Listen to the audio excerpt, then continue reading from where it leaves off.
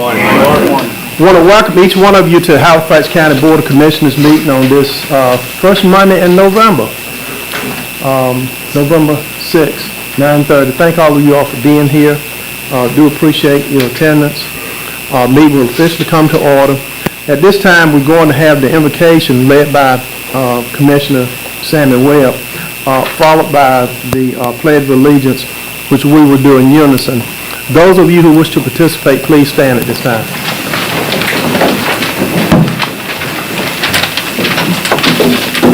Let us pray. Our Father, our Lord, our Savior, Jesus Christ, we, your humble servants, come before you this morning. We thank you, Father God, for allowing us to rise this morning. We thank you, Father God, for allowing us to assemble in this meeting this morning.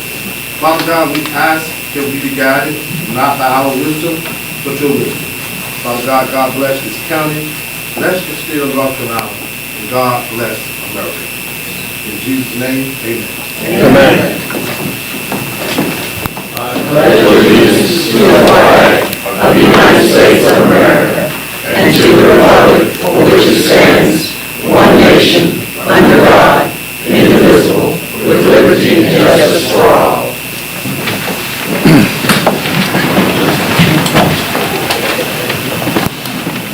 I trust that my colleagues have had an opportunity to review the agenda. I would so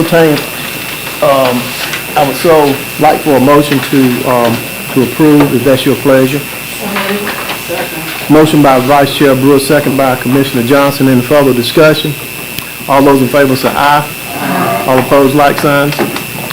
Next item is the conflict of interest. In accordance with the Halifax County Board of Commissioners Rules of Procedure in the North Carolina General Statute, Section 153A-44, it is the duty of every member present to vote on all matters coming before the board unless there is a conflict of interest as determined by the board or by law. Does any board member have a non-conflict of interest with respect to matters coming before the board today? Commissioner Smith? No conflict. No conflict? No conflict. No conflict. No conflict. Madam Clerk, let the record so reflect that the 6 commissioners present do not have conflict with any matters coming before us today. Next item is the consent agenda. Under the consent agenda, you have 4 items. You have item A, approval of minutes, item B, budget amendments, item C, property tax collection, refunds and releases, October 2023, and also item D, 2024 Board of Commissioners meeting schedule. Any questions or comments from any of the commissioners? If not, I'll need approval for the consent agenda. Move for approval, Mr. Chair. Second. Motion made by Commissioner Johnson, second by Commissioner Webb. Any further discussion? All those in favor say aye. Aye. All opposed, like sign. Okay, now we're coming to probably one of the most important parts of this meeting as far as I'm concerned, and that's special recognition. At this time, we're going to have item A, American Indian Heritage Month proclamation. We're going to ask Commissioner Shanoa Richardson Davis to come before us and make that presentation, and she's probably going to call some folks up too as well. Commissioner Davis. Good morning, everyone. Good morning. Good morning. Before I get started, I just want to take a moment to say thank you all to the board for allowing me to request that we do this proclamation and honoring us in this way. I am indeed proud to be part of the Halifax tribe, and just give me a moment to bear with me because I stand on the shoulders of pretty strong men. So I just want to call their names today. Ruth Mae Richardson, Inez Lynch, Mamie Richardson, Penny Richardson, Carla B. Richardson, Velma Lynch, and Wanda Richardson. These are all my grandparents, and the last one was my mom, and great-grandparents as well. So on them, I just want to honor them and call their names. And so without further ado, I'm going to read the proclamation, and if you chief, we have our chief here, Dr. Chrissy Richardson, if you will come up. We have members from our senior citizens group here, if you all would like to come up too as well. We do have some council members. Right here, Reverend Mike Richardson. Mr. Marvelette, also comes. Yeah, we call him June. Right here.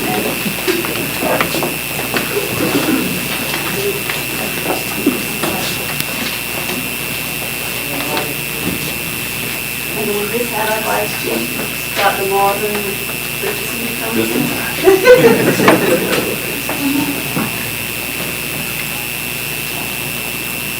Whereas the Haliwassaponi people are descendants of the Saponi, Tuscarora, Occaneechi, Tulo, and Natsamon Indians.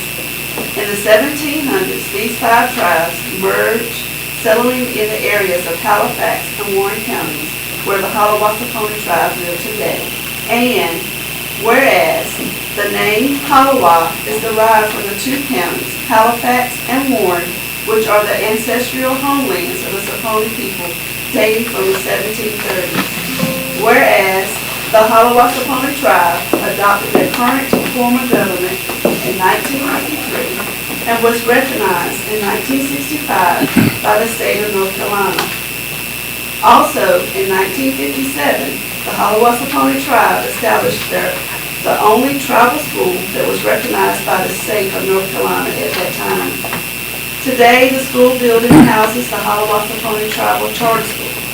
And whereas the Haliwassaponi tribe consists of approximately 4,060 citizens who live all over the United States, however, the majority of its members reside in a very tight-knit community in Hollister, North Carolina, serving as the tribal center.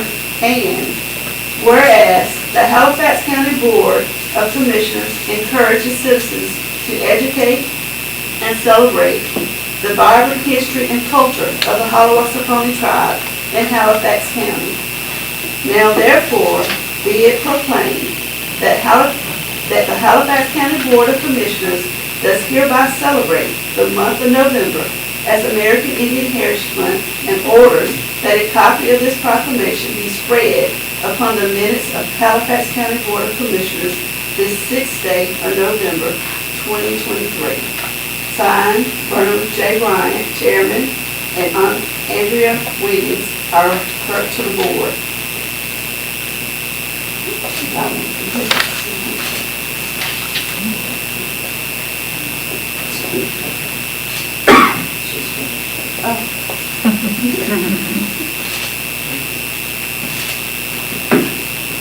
At this time, Chairman Bryant, I would like to enter a motion to adopt this proclamation in honor of American Indian Heritage Month and in honor of the Haliwassaponi tribe. Okay, Commissioners, you've heard the motion made by Commissioner Davis. Do I have a second? Second motion. All right, second by Commissioner Webb. Any further discussion? All those in favor say aye. Aye. All opposed, like sign. Okay. All right. At this time, Commissioner Davis, unless you have something else, we would like to probably have just a few brief comments from Chief Richardson. Thank you. And the others can have a seat. Thank you. Can you all pose one more time? Can you all pose one more time? Take a good picture. Well, they got some more pictures. Okay, don't move then. Come back. Perfect, thank you. Okay, okay, thank you all. Chief Richardson, we do want to hear some comments from you.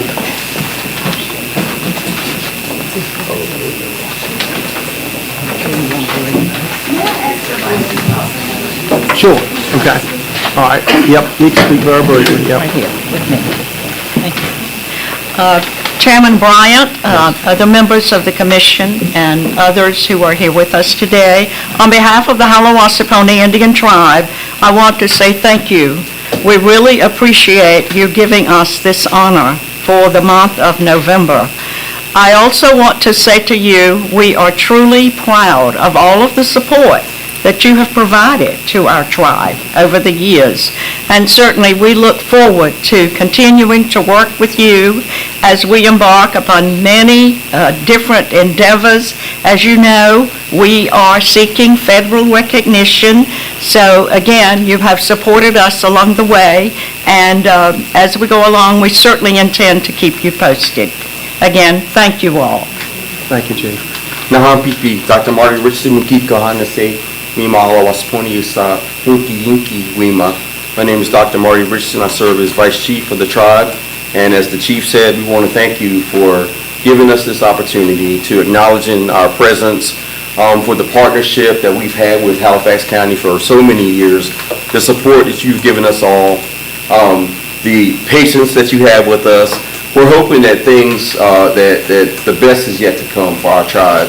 We see a bright future ahead, and we know that Halifax County will be a partner with us. We want to be a partner, and we want to thank you today and again for taking this time. Thank you.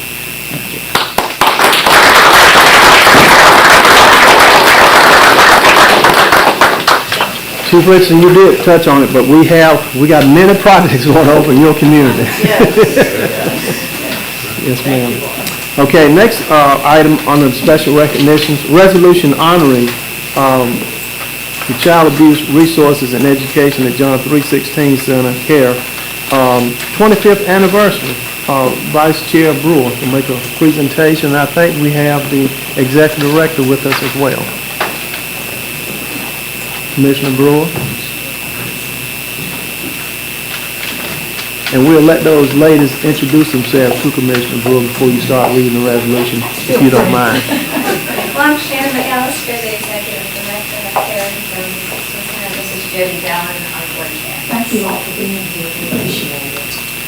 This resolution is in honor of the Child Abuse Resource and Education, which is sponsored by John 316 Center, and it's the 25th anniversary. You girls are too young for it to be 25. Whereas this year marks the 25th anniversary of CARE, Child Abuse Resource and Education, the John 316 Center, and whereas CARE, Child Abuse Resource and Education, was originally operated from the home of its founder, Julie Hobbleward. CARE is an interdenominational Christian board-directed nonprofit organization that was founded in 1998 and continues to be dedicated to preserving the family unit through educating the community about child abuse, neglect, and its prevention. And whereas the John 316 Center was built in 2004 to accommodate the many programs offered by CARE to address the impact of poverty and trauma on families with children in Halifax, Northampton, and Warren counties through advocacy and education. And whereas it is the vision of CARE, the John 316 Center, to promote and to build a safe community free of poverty and trauma, where the love of Christ is shared, families are supported, children are happy, they can dream, and they are encouraged to live out God's purpose for their lives. Now therefore be it resolved that the Halifax County Board of Commissioners do hereby celebrate the CARE John 316 Center 25th anniversary and orders that a copy of this resolution be spread upon the minutes of the Halifax County Board of Commissioners the 6th day of November 2023. Signed, Bernie J. Bryant, Chairman, and Andrea Williams, Clerk to the Board.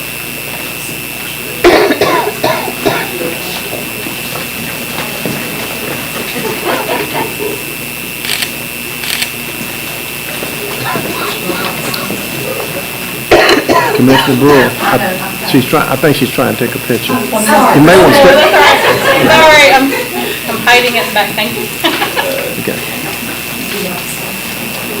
I'll say something. Okay. Thank you so much for the special recognition. It's an honor to have celebrated 25 years, but I also want to say we've only just begun. So we will continue to encourage and support activities that help live out that vision for children to be whatever they can be. So thank you for your support for 25 years, and we look forward to continuing that relationship. And with that, I move that this resolution be approved and spread upon the minutes of this meeting. Okay, motion made by Vice Chair Brewer. Is there a second? Second. Second by Commissioner Johnson. Any further discussion? All those in favor say aye. All opposed? Madam Chair, I don't know you, but I know your Executive Director, and she is awesome. She is, isn't she? She is. And thank you all for all that you do in the community. Thank you. That's what you do.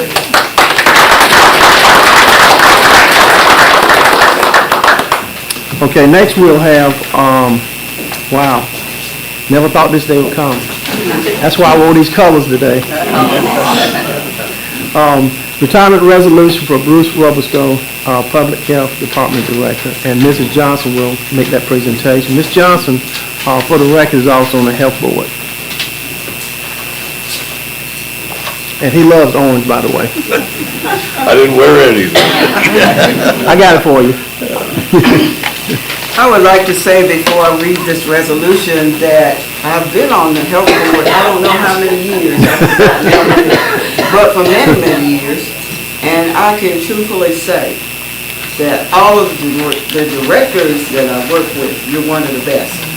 And I think I told you a couple of months ago that I wish you wouldn't leave, but you told me you were leaving anyway. So then I welcome you to the retirement club, because there are a lot of fun things going on in the retirement club.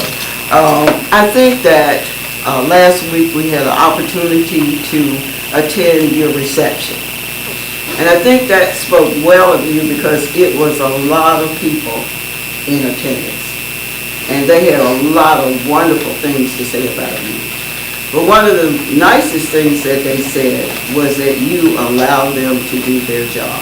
And that is always, always important in an administrator. So having said that, and I told you you wouldn't get paid, but we gave you accolades today. So. Resolution. Whereas Bruce L. Robusto decided to retire as local health director with the Halifax County Department of Public Health, effective October 31st of the year 2023. And whereas he has spent 5 years with local government, Bruce has also served in many positions of honor in the community and state, as well as being a dedicated public servant to the citizens of Halifax County. Now therefore be it resolved that on this day, Monday, November 6th of the year 2023, the Halifax County Board of Commissioners did honor Bruce L. Robusto with the formal adoption of this resolution, to be recorded in the minutes of the meeting of this day, signed by our chairman, Vernon Bryant, and by our clerk to the court, Andrea Wiggins. I move that this adoption be a part of our minutes. Okay, motion made by Commissioner Johnson. Is there a second? Second by Commissioner Webb. Any further discussion? All those in favor say aye. Aye. All opposed? Okay. And also, Mr. Robusto's family is here. We had an opportunity to meet them, and they're just wonderful people. So he's never at a loss for words. So I might need to put the timer on. Thank you so much. I have to tell you, the last 5 years of my career have been incredible here, working with the county. An incredible team of people in the health department, incredible leaders for the county, and we have gotten so much done. And we survived COVID, and could not have done it without the great team that we have and without the leadership of our county. I couldn't do anything in my life if it wasn't for the support of my family. And so I'm glad some of them could be here with me, especially my lovely wife. And I just want to thank you for a great experience. And this is the way to go out after 5 years of pride and professionalism, accomplishment, and making permanent friends and family. So thank you all so very much.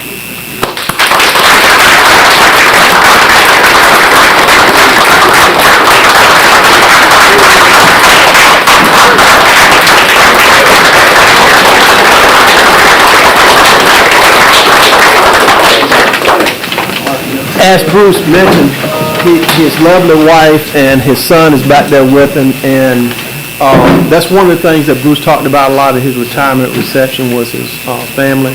And, you know, on a personal note, I had COVID and almost died, and many of you in this room know that.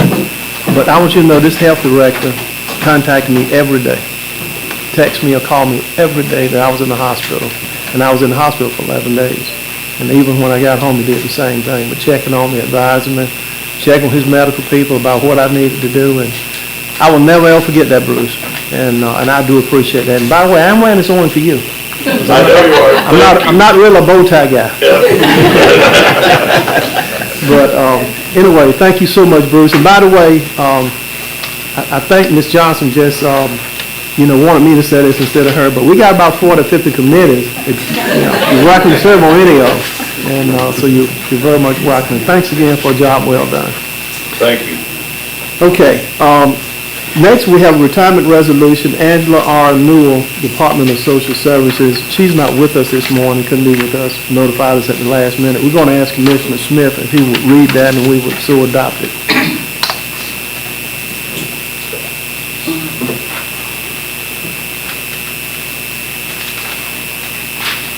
Resolution. Whereas Angela R. Newell decided to retire as an income maintenance caseworker to Halifax County Social Service Department effective October 31st of the year of 2023. And whereas she has spent 30 years with the local government, Angela also served in many positions of honor in the community and state, and as well as being a dedicated public servant to the citizens of Halifax County. Now therefore be it resolved that on this day, Monday, November 6th, the year of 2023, Halifax County Board of Commissioners did honor Angela R. Newell with formal adoption of this resolution to be recorded in the minutes of the meeting of this day, signed by our Chairman, Brother Bryant, and our Board Clerk, Ms. Andrea Williams. Mr. Chairman, I move that this resolution be adopted into our minutes. Okay, motion made by Commissioner Smith. Is there a second? Second by Commissioner Davis. Any further discussion? All those in favor say aye. Aye. All opposed? You know, in my next life, I want a voice like John Smith.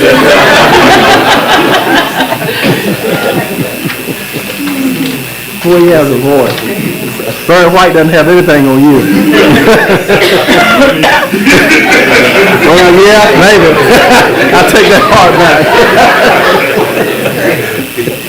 Okay, item E on the agenda is the presentation of the County Partnership Award. Have to have the best cooperative extension director in the whole state of North Carolina. Beth Burchell, come forward, please.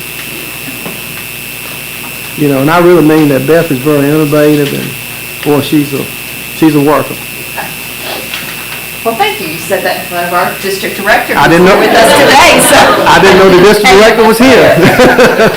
All right, I'm going to bring Jerry Edmonds, our 4-H Okay. agent, up too, who I think is one of the best we have. Oh yeah, another chance. So, good morning, Chairman Bryant and fellow commissioners. Wanted to visit with you today. So each year, the North Carolina Cooperative Extension awards a county partnership award that was established in 2012.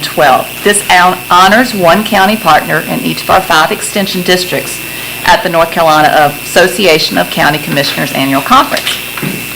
Award nominees are evaluated on their county's commitment of resources, inclusion of extension in county government, advocacy and involvement in extension programs and county initiatives. We are pleased this year to announce Halifax County as a 2023 recipient of this award. With the revitalized efforts and increased resource allocation in our highly visible areas such as the operation of the 4-H Rural Life Center and our annual Harvest Days event, these efforts together with you are building a stronger community engagement and developing long-term impacts in our county. Halifax County is a steadfast partner in supporting the wide range of extension programming for our citizens, and we are honored today to present Halifax County with this year's County Partnership Award and publicly thank you for our strong partnership. Turn over. Art's got a few things to say. Okay. So good morning, Commissioners. Morning. Art Bradley, I'm Northeast District Extension Director for Cooperative Extension, and I'm certainly excited to be here this morning. And on behalf of Extension Administration at NC State University and North Carolina A&T State University, we want to be here and extend our congratulations on this award. The award certainly checks all those boxes of the requirements for the award. Y'all have been tremendous supporters of the extension program over the last couple of years, and we're really excited about the work that Beth and the whole extension team here is doing. But it's not possible without the support of the county commissioners and county government, and y'all have been tremendous supporters in doing that, those efforts. So on behalf of the programs that we do for educational efforts in agriculture, 4-H youth development, family and consumer sciences, and community development, thank you for your support for Cooperative Extension.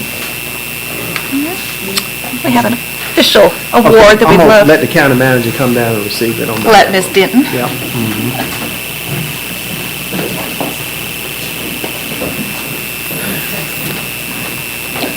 since she is our wonderful Chief Executive Officer. She is. So, in recognition of the outstanding commitment of resources, inclusion of extension in county government, and advocacy and involvement in extension programs, we'd like to thank you.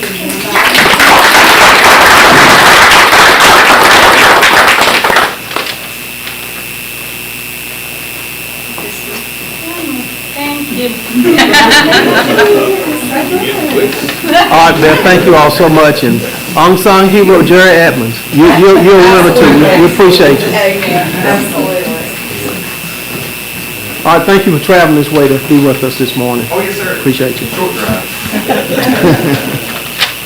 Okay, we do not have anything on the public comment this morning, so we'll move on to the agenda items. First item on the agenda, we have the administration of state grant for drug treatment court pilot program. You all don't have to leave, but you, I understand. I don't want to leave, I got to work. Thank you so much. Thank you. I'm just kidding. Thank y'all for coming. You're welcome anytime. Yes, Ms. Barber.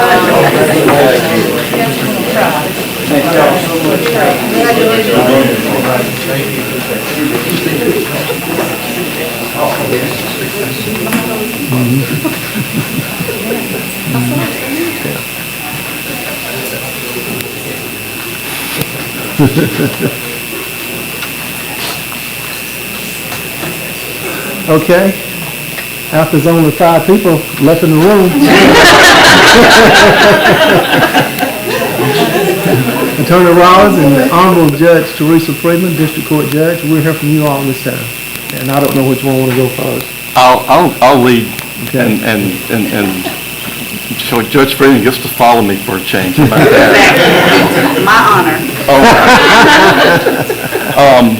So we've had a bit of discussion about this before, but as a matter of formality, in the most recent state budget, there was a special appropriation to OSMB of $1.25 billion for a number of programs under a caption called Regional Economic Development Reserve for fiscal year 23-24. Part of that, small part but big for us, under a conference report, was a $500,000 grant to the AOC as a directed grant to Halifax County in support of a new court pilot program under the locally judicially managed Accountability and Recovery Court Act. That's a lot, but what that is a recovery program that's by statute in Chapter 7A gives the opportunity for court systems throughout the state to develop recovery court programs or accountability court programs in their particular jurisdictions. I'm going to ask Judge Freeman to come up and explain or describe what's been happening recently prior to receiving this grant in developing a new recovery court program. And Judge Freeman, once you've done that, I've got a bit more to say to them about what's requested of the county. Yes, sir. It is a bit complicated. Thank you. Yes, sir. Good morning. Good morning. To Chairman Bryant, Vice Chairman Brewer, Halifax County Board of County Commissioners, to the clerk, to the board, County Attorney Rollins, who I'm very happy to follow this morning instead of the other way around, Madam County Manager Dia Denton, and staff. I am very happy to be here. As I have been introduced, I am Teresa R. Freeman. I'm one of your Judicial District 6 District Court Judges, and I stand before you today on behalf of our resident Superior Court Judge, Brenda G. Branch, our Chief District Court Judge, Turner Stevenson, our entire District Court bench, and our Halifax County Judicially Managed Accountability and Recovery Court Planning Team, otherwise known as JMARC. So if you hear JMARC throughout my presentation, I'm referring to our Recovery Court or Drug Court team. I am so honored to present to you today after years of recognizing the need to establish an alternative treatment court program in Halifax County. As many of you know, I have been serving in the courts for 15 years, and during that 15-year period, you get to see firsthand especially in our adult criminal courts, repeat offenders, and those who have a need for something else other than incarceration or probation because it just doesn't work. And so alternative treatment courts provide a collaborative therapeutic model to address those repeat offenders who are struggling with alcohol and substance use disorders. Since its formation, our Halifax County J-Mark team has researched options to bring a criminal adult treatment court here, which would offer such options other than incarceration and probation for repeat offenders. So drug courts, now commonly referred to as recovery courts, they are one and the same, and a lot of people are confused by that, but if you hear recovery court, J-Mark, or drug court, they are all the same. They provide participants with a court model which is managed by a judge who collaborates with a team of court personnel along with treatment providers to assess the whole person. So if that person has mental health needs, physical health needs, employment, housing, legal issues, any other needs that develop the whole person can be addressed and hopefully resolved through this therapeutic court model. Years of research performed at the national and state level all produce the same conclusion. Recovery courts work because they have a proven track record for reducing crime, recidivism, costs to the courts, and costs to our local communities. And so what we have been doing as a J-Mark team, we've been working. Chief Justice Newby in November of 2022 awarded the Halifax County Courts with a part-time temporary staff member to get us started on the research and planning. And Judge Branch was very lucky, we say, and blessed to be able to hire Ms. Melinda Hardy. Now, if any of you have ever worked with Ms. Melinda Hardy throughout her years of working Halifax County in different capacities, you all know that she has had us busy with a capital B since she was appointed last November. Part of that busyness has been involved our J-Mark team traveling to Beaufort County to observe their court processes because they are considered a model recovery court district. We have attended drug court conferences in Asheville, North Carolina, Houston, Texas, to gain an understanding of our model recovery courts because, again, we just don't want to start the court. We want to have a model court for everyone else in the state to be able to come here and observe us to see how they should do things. Next, we were accepted into a model foundational training program, which was administered by the National Drug Court Institute, and that was held in Durham back in August of this year. And since that time, in addition to our court schedules and everything else we have going on, we have been meeting at least twice per month to be able to regulate and establish our policies, procedures, and rules because there is a lot of work behind establishing a recovery court. I just want to highlight who our team members are so that you know that we have a cross-section of people who are involved in this. Our current recovery court team members include Brenda Branch, our resident Superior Court judge, yours truly, District Attorney Kim Scott, Assistant District Attorney John Lohman, Chief Probation Officer Shaka Bailey, our Sheriff Tyree Davis, Attorney Damon Parrish is our local Defense Council representative, Treatment Provider Dr. Florence, Program Evaluator Dr. Elizabeth Marcel, our Recovery Court Coordinator Melinda Hardy, and our court staff members including Danielle Moore, Tiffany Brooks, and Penny Aycock. So through the continued work, really, of Judge Branch, and anybody who's ever worked with her knows that she is persistent. And no does not mean no, it just means not right now. So through her continued diligence of working with Representative Michael Ray and Senator Hannick to obtain funding for our courts, drum roll, our Halifax County courts have been awarded a $500,000, or as I like to call it, $500,000 grant. Please know that this is historic for our Halifax County courts, and this was not easy. These types of grants are not funded on a regular basis, and they certainly are not funded to small counties such as ours. So this is historic for Halifax County, and we are thrilled, and we are ready to do the work. I thank you for your time and your attention. And Attorney Rollins, I feel like we were just together on Thursday, seeking justice And now I am seeking the assistance of this commission to seek additional justice for our citizens through our drug courts. Thank you. Thank you, Judge Freeman. Does anyone have a question for Judge Freeman before I go on about the county's role with respect to this grant? I have a couple questions.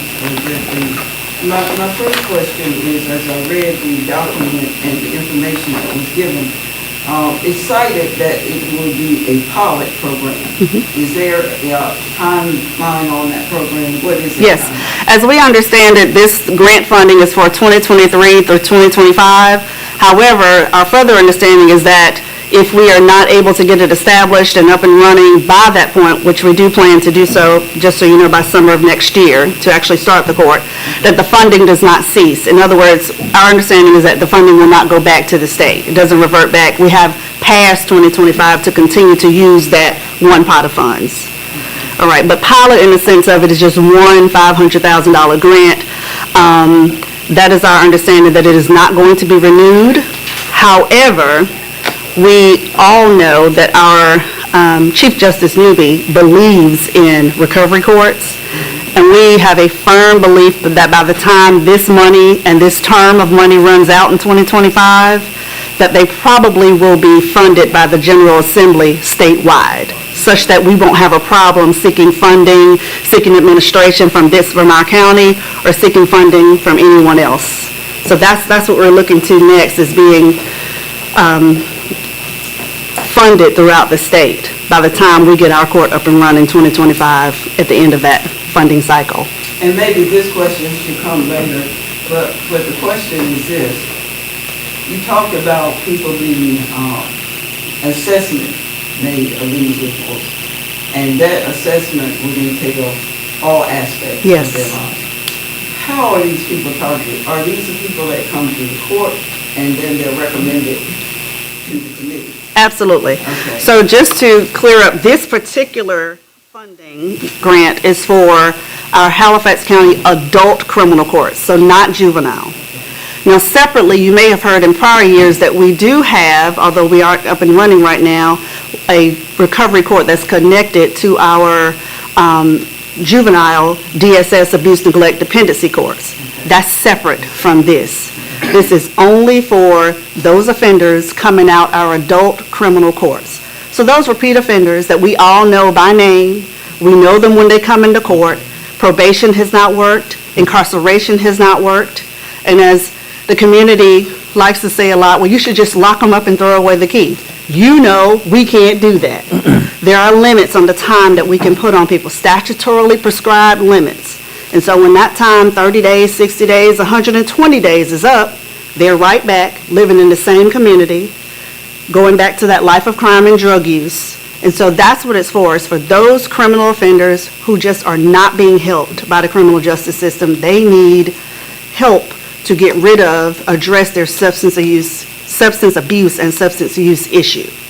And while we're addressing that substance use issue, we're also targeting all of the other issues that that person may have, such that we can prayerfully create a productive citizen and then later tax-paying citizen. That's the ultimate goal. So yes, criminal court only for this funding allotment. Okay, any further questions? I'm just reading the permit information, so what will be our next step in order to go this report? Okay, this is where I have to step up. Good question. First of all, I want to thank Judge Freeman for being here, because I know she has other things going on down the street.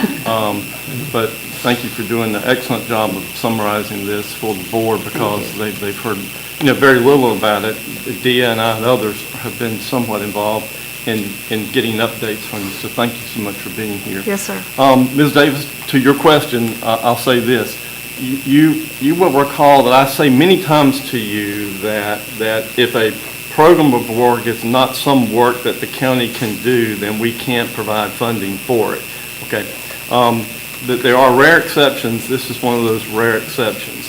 Recovery Court is not a county program of work. It is actually under the AOC, under the statutes, and it's something that's developed through the AOC on a local basis. It's actually the AOC that would be involved in evaluating a particular local JMARC program.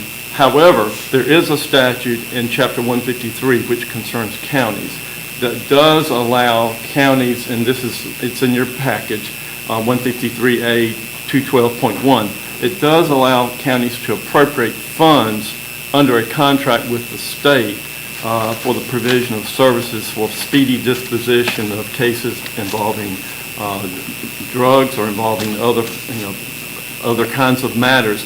Under that statute, we are able to appropriate funds in support of something like recovery court. In this case, to make it a little more complicated, OSBM, when they say something is a directed grant to a county, you've seen this before, you just probably weren't aware of it. It means it's coming to the county to go to some other subrecipient. A few years ago, we had 3 directed grants under the Department of Public Safety for flood mitigation for the town of Scotland Neck, the town of Littleton, and the city of Roanoke Rapids. All 3 of those grants came to Halifax County for us to then disperse to those 3 towns for their projects. This is a very similar situation.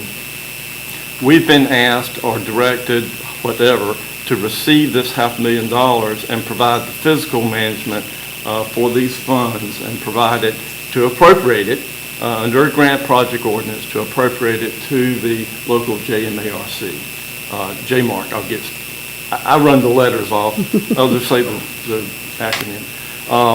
And that's what we're being asked to do. I wanted you to be aware of what your role is in this. It's not a new county program, but it is an opportunity, a request to administer this grant on behalf of OSBM for the benefit of this local JMARC program. With that in mind, there are several things we'll need from you. What I initially need today from you is just directive to keep on doing the work. We need to develop a grant agreement between the county and the AOC. That's required by OSBM, and it's typically on an OSBM form, very similar to the grant agreements we had with our directed grants on the flood mitigation projects. The other thing we'll have to have is, by statute, we'll have to have a contract with the state for the actual appropriation of this money.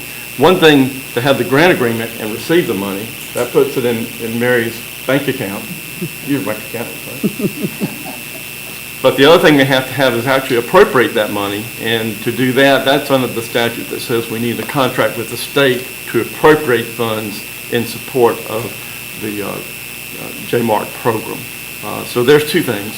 The third thing we'll need is going to be a grant project ordinance, which is, a formality, but you don't put this money in your general fund, your general budget, your annual budget. You have to have a special grant project ordinance, and we can develop that.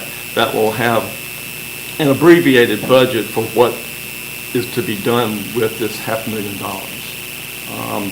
Those are the 3 main things that we need to develop. And if you want us to continue on, I just simply want your directive today to continue negotiating and formulating those things. And we want to get them back to you as soon as we can. Our goal would be to have them back to you at your next meeting in December so that we can move along. Judge Freeman and the other folks she's mentioned have been working very hard. They are ready to go. And we're working, trying to figure out what other counties have done. I've talked to the county manager in Beaufort County, where they have a model program there. I've talked to the county manager in Haywood County, Cumberland County, Pitt County. Different counties are doing things different ways, so there are different models for doing this, and everyone's sort of feeling their way. We'd like to have our model that's going to be what works for us and it's going to be a model for others to emulate, we hope. So that's our goal. The only other thing that might come along, and it probably will come along because there's plans to hire a coordinator? Correct. With some of this funding, and as a formality, we'll have to have an agreement with the AOC about their hire of that coordinator and our funding of that position with this grant money. But that kind of agreement's already in place. I've already seen that. But the others, are fairly new and need to be developed. So, did that answer? Okay. The three things we need to be aware of, is the grant agreement between us and AOC, contract with the state for the appropriation of the funds and the special grant ordinance. That's what we're looking at today. Yes, ma'am. Let me ask a question. Yes, ma'am. Is it going to be similar, the disbursement of the funds? Is it going to be similar as what we do with the lottery? Absolutely. It's very similar to what we do with our school systems when we're building a project. We Ms. Johnson, you've hit right on it. You're exactly right. With our school projects, we are responsible for the funding of a construction project for a school. So we're holding the funds. We're not responsible for running the show. We're not responsible for hiring the contractor or making up the design. And I see our school superintendents out there. They know what I'm talking about. So we have administrative agreements with them about that as well. Our responsibility for the financing, their responsibility to see that it's built within budget and in accordance with law. Almost the same basic ideas exactly. The details are a little different because it's they're not building something, they're running a program, but the idea is the very same. Okay, is there any other discussion or Question, questions? do Yes, you ma'am. need a motion or do you need a nod of the head? Which do you want? That's a good question. I think this is so new, and I don't know what I'm going to run into when I start talking to folks at AOC, but if I could have a motion to proceed with negotiating the various agreements that need to be in place to move forward with this scholarship grant administration, that's simple enough. I will make that motion, Mr. Chair. Okay, motion made by Vice Chair Brewer. Is there a second? Second. Second by Commissioner Webb. Any further discussion? All those in favor say aye. Aye. All opposed? Judge Freeman, thank you so much for being with us this morning. Thank you. Outstanding presentation. And we look forward to working with you on this project. Same here, we are thrilled. And if I may, Representative Ray just walked in, and if I could publicly thank you, I just presented on our recovery court grant. So we thank you, and we are thrilled to get started. All right, thank you all so much. Thank you so And if I much. may be excused, I have court in Bertie County. Yes, ma'am. So, thank you all. Take care. I don't think I'll take it that far. You know, with that being said, Judge Freeman, I'm going to ask Representative Ray to come forward at this time. I think he's got a special something to tell Halifax County. Representative Ray and his able assistant, administrative assistant Cheryl Edwards. Of course, she's probably got all the stuff and he's just doing all the talking. Yeah. Good morning. Good morning, Mr. Chairman, county commissioners, employees, citizens of Halifax County. It's an honor and privilege to be here this morning. Just give you a little overview of the state budget. We finally got one in place and we were able to do some good things here for Halifax County. And I'm sure you read some of it in the paper, but I wanted to publicly come tell you and present you a check today. So basically, we brought in over $30-some million to Halifax County. And one thing about it, it's no free money. You know, Washington, is printed. It comes from taxpayers all across the United States. Here in Halifax County, state of North Carolina, I mean, it's just the people's of North Carolina's money. And so they're special earmarks, and so it's no free money. But, nobody has to pay this back, which is a blessing. Right. So last week, we visited Northampton County. We went to 9 areas all during the day, and it was a very moving day, but it was very tiresome. But it felt really good to go to small communities like the town of Alaska and give them $100,000 to put a little walking track and a population about 100 people and a little walking track and a shelter, and their fire department gave them $400,000. They have a lot of stew sales, and so we did good things like that and other things, so other good communities. So basically, Davie Fire Department will get $500,000. The Littleton Fire Department will get $150,000. And Weldon Fire Department will get $200,000. And so it wasn't, these individuals, they sent us requests. And so we had about $185 million worth of requests for a lot of people. And so one of the check presentations is to the county commissioners today on behalf of the citizens of Halifax County was something that we started a couple of years ago, which was the Halifax Courthouse, the present Halifax County Courthouse. And so we were able to get you like $450,000, I think, to start your process to looking at the needs for the courthouse and finishing that third floor. We didn't get everything we needed, but we gave you a great start, to get the RFP and get you. And it was interesting that the architect was retiring that particular year. And so you were able to get those plans. And so basically, we have a check for you in a minute. I'll present it to you. The town of Halifax, we were able to get them $1.2 million. The lift station here for the sewer is between the town of Halifax and the courthouse, and they get fined a lot because they are not in compliance. And they apply for grants, and they can't qualify for grants because they don't have, so basically between the county government, the churches, and historical sites, they don't have much, coming in, so they can't charge their citizens or the users enough to justify that ratio. So we're able to get $1.2 million, and that will pump the waste to the Weldon sewer plant, which is about 7 miles down the road. We were able to get $15 million for the town of Littleton for all the growth they've got going up in that community, and so they've got a crumbling system there, and we're continuously building their system up over the last 4 years. So, that's how the process goes. And in the town of Weldon, around the I-95 corridor, where they're going to build a couple of hotels and some other things, they needed some money for the infrastructure for the water and sewer there, and we were able to get $800,000 for that. And also, in a partnership with the 4 counties, we were able to get a public defender's office to be based out of Halifax County with the attorneys. A lot of attorneys are not coming back to our community, and also we have a lot of good attorneys, but they can't be in the same courtroom at the same time. And even though they're good attorneys, you know who rules in the courtroom? The judge. And so we're going to have a public defender's office. We'll be based out of Halifax County. Northampton County will serve the 4 counties of the prosecutorial district. And then we've got the $500,000 that Judge Freeman just spoke about, $180,000 for the Dose Fund building, and the Center for Energy, we got them $150,000. And we also got $300,000 recurring for the Lake Gaston Weed Council to work with their issue they're working with, the new type of this weed they're working with. And also, my good friend, Dr. C. Dr. C called me one day, and he was jacked up. I tell you, you're truly a blessing to Halifax County, my friend. So, I'm not going to drill down all the details.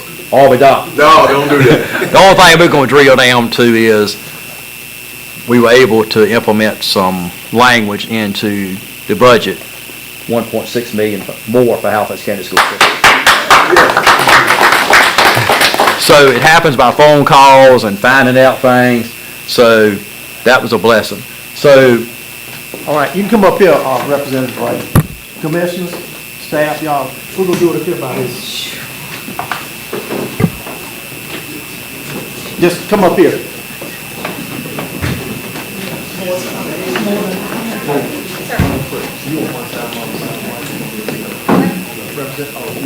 Whenever you want to do it. I know Thanksgiving, Christmas coming. But I would like to say on behalf of Okay. I just want to make sure everybody's standing in the right place. Well, we can get it right. Well, on behalf of the great state of North Carolina and Senator Bobby Hannick and I, Yeah. Oh, you take it. Because they have us on the floor. That in your way?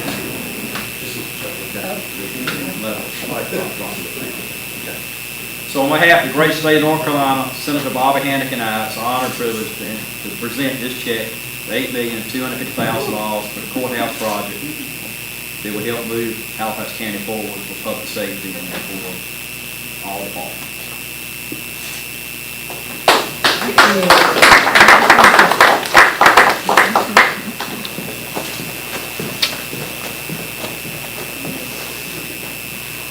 And as we say, working to go work. Representative Wright, on behalf of the Board of Commissioners and county management and also the citizens, about 50,000 children in this county, and with 562 employees, we do appreciate this very much, and you can just bet your bottom dollar that it's going to be used wisely. Thank you very much. Thank y'all. Yeah. I get to keep the check.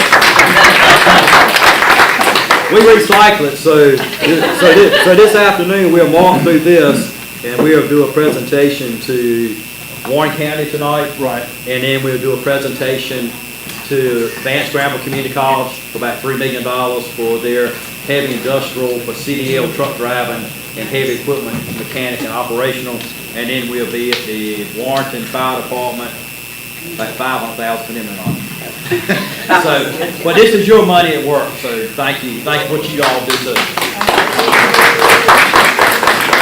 You know, as Representative Ray takes a step back and Able Administrative Assistant Cheryl, who she's a hard worker as well. But you know, let me tell you something. We cannot take this guy for granted. You know, just like a marriage. I've been married for 43 years, and I can't take my wife for granted.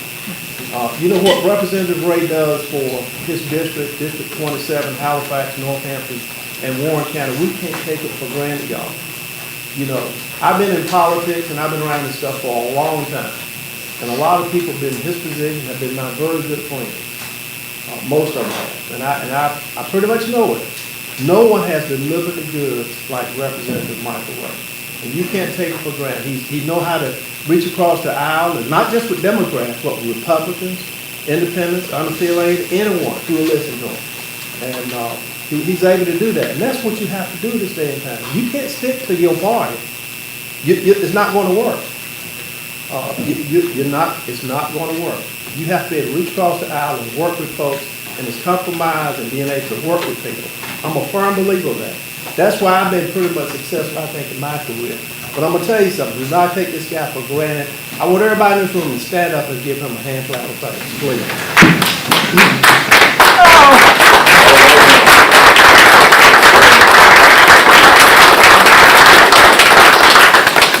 Thank you very much. Representative Ray, we appreciate you. Thank you.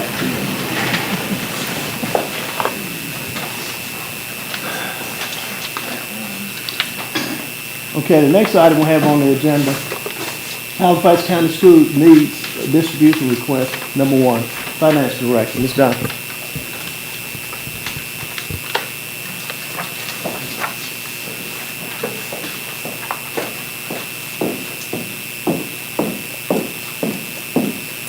Good morning. Morning. Here to request the withdrawal from the needs-based grant for Halifax County Schools. Like I said, it's a little bit like the lottery in the fact that we have to submit these reports, and then we are allowed to draw down a lump sum in the beginning to help and then defray, because timing just doesn't work with the way it would anything else.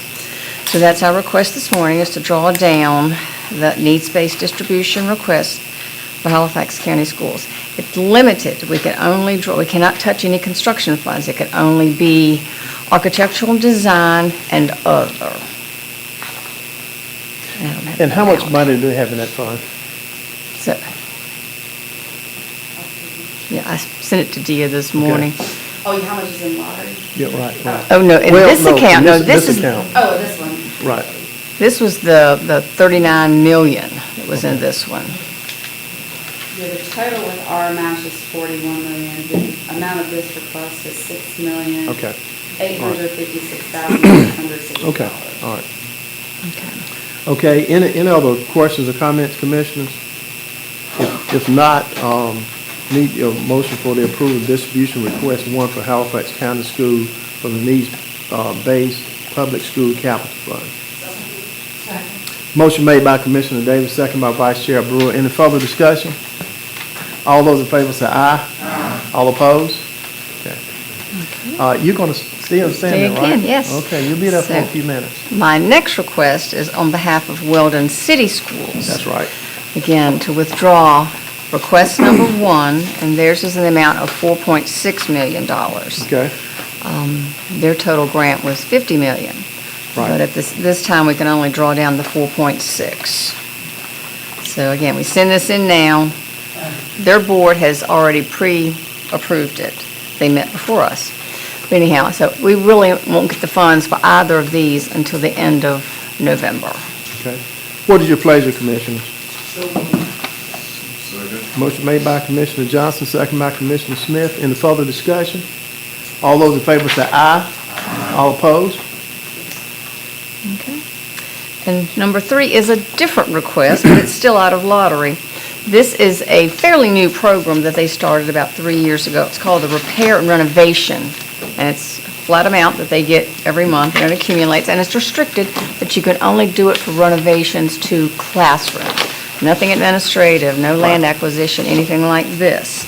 So this is going to be repairing the gym roof at the high school for $192,500. Like I said, same How thing much? with... Wait a minute. Pardon? No, 915. $91,500, sorry, okay. Is that right, Madam Superintendent? Is it right? 91.5 is all we need this time. All right. Unless something unexpected comes up, then we'll call Mary. So, yeah, sorry about that, 91.5. Okay. I'm gonna take, okay, let me do the second, then we'll get the question. Motion made by Vice Chair Brewer. Is there a second? Second by Commissioner Smith. Any further discussion? On your turn, Rollins. Sorry, I didn't want to throw anything off, but you said earlier, gym limited classrooms, and I assume an athletic facility is a classroom. Yes, we've gotten authorization. Before, but for the public, I wanted to. Yes, no, we reached out to... Education classes and all. Yeah, reached out to DPI, and they approved the gym renovations. Classes are held within the gym, so it qualifies. Oh, yeah, she had. And I talked about it for a long time. Okay, all right. Anything else? Good question, though, Attorney Rollins. Glad you brought it back up. All right, if there aren't any questions, all those in favor say aye. Aye. All opposed? Okay. We're happy to have Dr. Cunningham with us, as well as the superintendent of Roanoke Rapids School, Ms. Thompson. Thank you for being here as well. Okay, next item is the Halifax County Schools broadband projects. And I think we have brief presentations coming from them, I believe.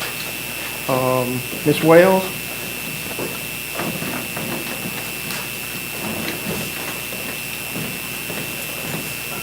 Good morning, Mr. Chairman, commissioners, and staff. I'm going to be up here very briefly and then turn it over to our ISP experts. But I did want to let you know, we have a number of broadband projects happening right now in Halifax County. Might be hard to keep track sometimes of which ones are happening, who's doing them, where they're doing them, and where the funding sources are coming from. So today we have with us 3 ISPs, Internet Service Providers, some of whom have received some grant funding and some of whom are executing projects without grant funds. So we've brought with us today Eric Dixon, who is with Access On, and that project is happening in the Hollister community. And those grant funds are through the USDA Reconnect program. Okay. After Eric, we'll hear from Rodney Gray. He is with Zytel. We've been talking about them for a while now. That's our first Halifax County Great Grant Award. And the Great Grant is the Growing Rural Economies with Access to Technology, those funds that come through NCDIT. And then finally today we will hear from Sarah Tinkham, and she's with FIBE, and you might better know it as Roanoke Connect. I'm pretty pleased with FIBE. They executed a project here in the town of Halifax, and customers are coming online right and left, so we're really excited about what they're doing. Later on, probably in the new year, we will also bring you presentations from Charter Spectrum. They received an RDOF funds way back when, probably 2019 initially, and have begun implementing that progress, which is due to be completed in 2026. And then we will also hear from Brightspeed, which is of course formerly CenturyLink, and with them we received our second Great Grant Award. So 5 total, 3 with us today, and I'm going to turn it over to Eric Dixon with Access On, and then we'll hear from Rodney and Sarah. Okay, thank you. Welcome, Eric. Thank you for being here. Thank you, Christina. Thank you, Chairman Bryant. It's great to see you all again. It's been a couple of months since I've been here. Just a quick refresher, and since you might not remember, again, my name's Eric Dixon. I came out of retirement to try to get internet access to rural areas. I mean, that's what I'm doing. I don't get paid. I do this because I think it's the right thing to do. So I'm just, again, I just wanted to, that one right there. Yeah, and so I represent a group of 7 co-ops, nonprofit co-ops across the state. I'm with the part that's called Access on Networks, but there's everything from Focus Broadband in the Southeast, Star Communications. I can go through all of them. My goal is to help them all expand where they are. We, however, are focused on this project in this county and in Warren County, and that's what I'm here to give you an update today. I also serve and volunteer in my role on NC State's Board of Trustees, which is why I'm wearing this great lapel pin. I had to point out it's red and white. See, it's pretty cool. Okay, so as Christina said, this project is driven by funds from the USDA Reconnect 3 grant, and this is an update on that project. All right, just a quick few slides. I'm going to give you just a reminder of what we're doing again, what our offering is going to be, and I've got one summary chart on the timeline and where we stand, okay? This is a picture, and if you see along the right is and I've got a more detailed view in the next slide. This shows a dark green line down the right side, which is the line between Halifax and Warren County. You can see the number of businesses, residents, et cetera, that are on each side, just again as a refresher on what we're doing. So let's jump to more of the close-up. Again, you see the dark green line, and I'll like to sort of stand and point. This is the county line that goes up, so you can see the coverage area that this grant is focused on. So the dots are what is going to be serviced per the grant. So I will point out, however, this doesn't mean that's all we're going to service. This just means what we've committed to service per the grant. Cross the street, expansion down roads that are close to this will happen, but the specifics and timing are still a little bit TBD. We're focused on what we've committed to deliver for the grant. So hopefully that gives you a feel of the what. What is the grant? What is it we're doing? Okay? All right, what are we doing? For all those dots that you just saw on the previous slide, buried fiber to the building. This is not stuff on poles. This is not fiber run on poles. This is buried fiber, which of course is, as you might have heard, is the best you have and allows you to service the best possible products, and that will be available for the longest period of time, okay, meaning that it will stay relevant and you'll be able to provide speeds and feeds that'll work as things expand. Our base service will be 300 meg up and down.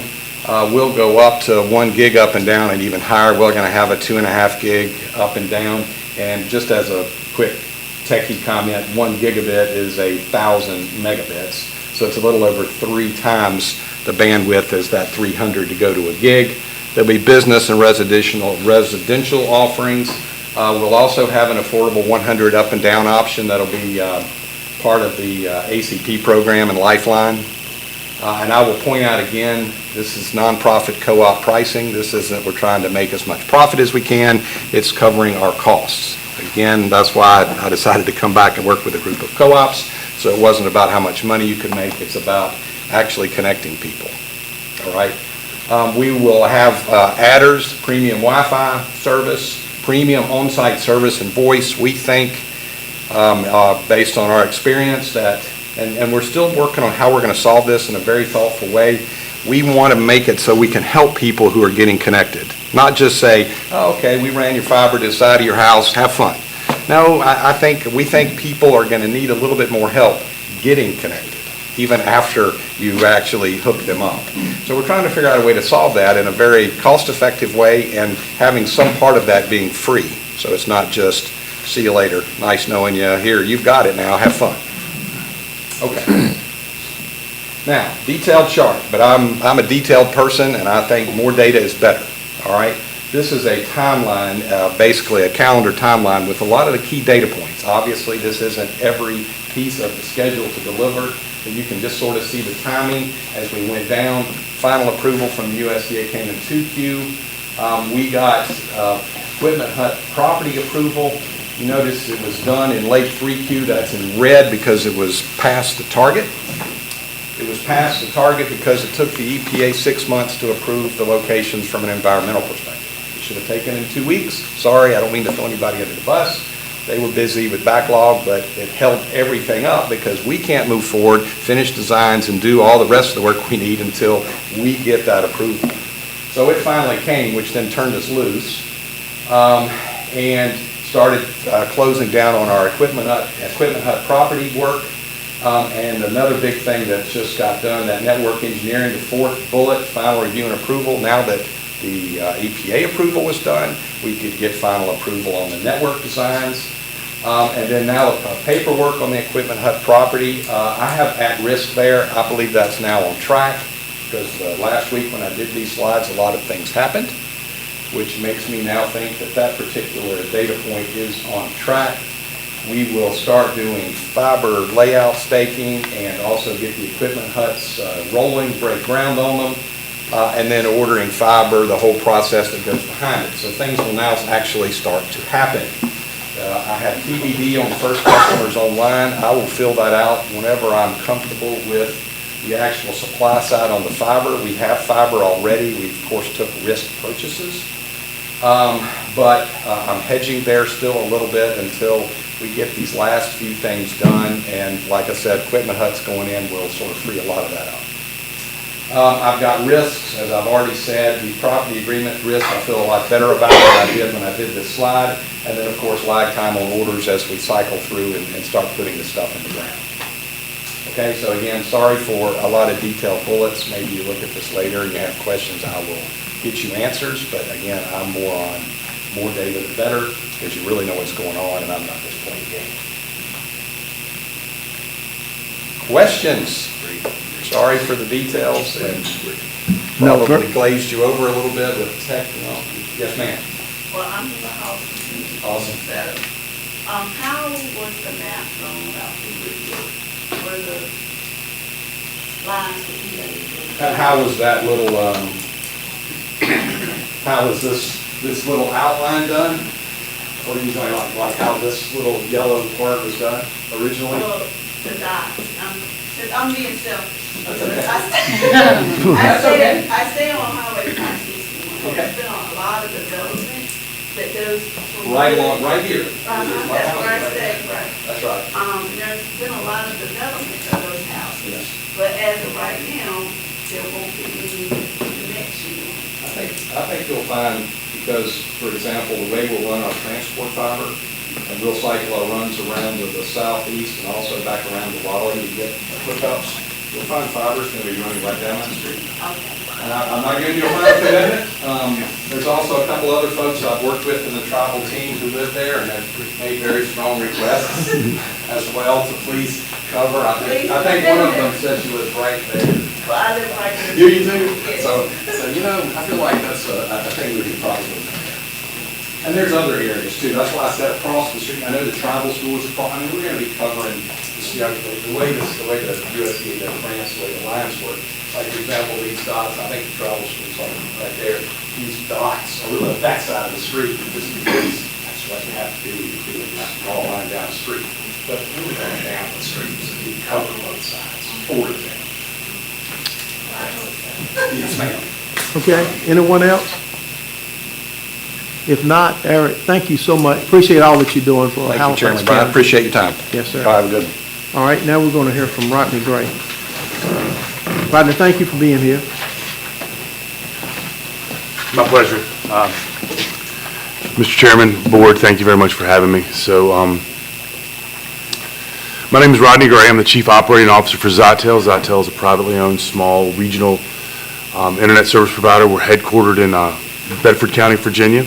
We started around the Smith Mountain Lake area. We pride ourselves on being a regional, small company in the Commonwealth of Virginia. We started there. To give you a little background of how we started, the president of our company, basically, Brandon and I ran an IT support company. We were a small IT, we're a bunch of computer nerds. We did IT support for businesses that were too small to have their own IT department, too big to have Cousin Joe come in and do it on the weekends anymore.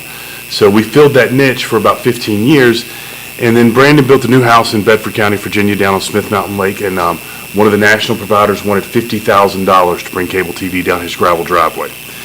And we were talking about it in the office one day, and I said, for $50,000, let's just put fiber in your neighborhood. And that's how Zytel was born in 2017. We like to think we do things differently than others in the industry. We're not a leftover, holdover of the Mob Bell communication companies from the 1970s. We're IT guys. We're computer nerds. We understand how this works and how this is done.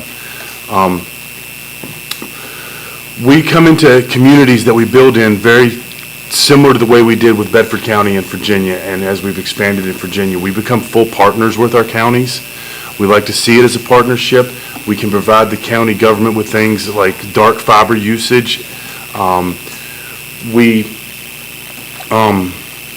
also put in points of presence, or the communication hubs, as the previous gentleman talked about. I know you've seen those. Those are little beige concrete buildings that are on the corners of properties, and they lease it for 100 years, chain link fence around them. They're super ugly. We try not to do that. We build around the community centers, and one of the reasons that we win the grants we win is we partner with our governments. We utilize your volunteer rescue squad and volunteer fire departments for that. So what we do is we approach them. They're buildings, 24-hour staff, they have generators, and we provide them with free internet service, free television service, free voice services in exchange for allowing us to use one of their closets. And we put our equipment in that closet. We sign an irrefutable right to use agreement for the next 50 to 100 years, where we give them the highest speed internet that we have available for free, multiple circuits. Sometimes they put circuits in for the use of the fire use side, and then another private Wi-Fi that they put in for use by the firefighters and the paramedics that just hang out there during the day and play video games waiting for those calls to come in. So we do things a lot differently, I think, than our national competitors, and we get that flexibility because we are a small company. That was backwards. So one of the things we do, we keep our overhead low. I'm the chief operating officer, minority partner owner of the company, and I'm the one standing here in front of you. I'm not some vice president of government affairs, and we don't have a large set of board. We don't have an office full of staff. Our pay and our staff is the people that put the fiber in the ground and the people that answer the phones and talk to you. That's where we put our money. And so Brandon and I, the ownership, the few management that we do have are the ones that handle most of our grant processing, most of our partnerships, most of the talking to the communities and the people. We also own our own outside plant construction company. What that means is that we own the machinery and employ the people directly that are organic to our company that put the fiber in the ground. When we come into a community, we establish an office and we hire from your community, from the multiple counties in North Carolina that we have the grants. We will hire and build offices here and hire and use those people to put the fiber in the ground. We don't pay the high cost of subcontracted rates, which is what a lot of the national competitors do. So in turn, we pass those savings on, and that's one of the reasons that we win grants. Like I said, we have over 20 years of IT and networking security experience that we have behind this company.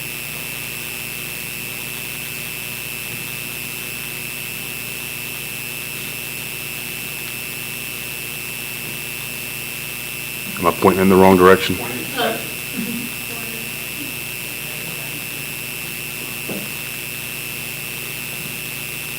There we go. These slides are very hard to see, so hopefully maybe if you guys get some printouts. The blue lines on here represent our current builds in Virginia. We're throughout Bedford County and Campbell County, and we also have, we're on the City of Danville's municipality build. So the City of Danville, Virginia, the city built their own fiber network, and we're one of the selected providers that ride on top of that fiber network.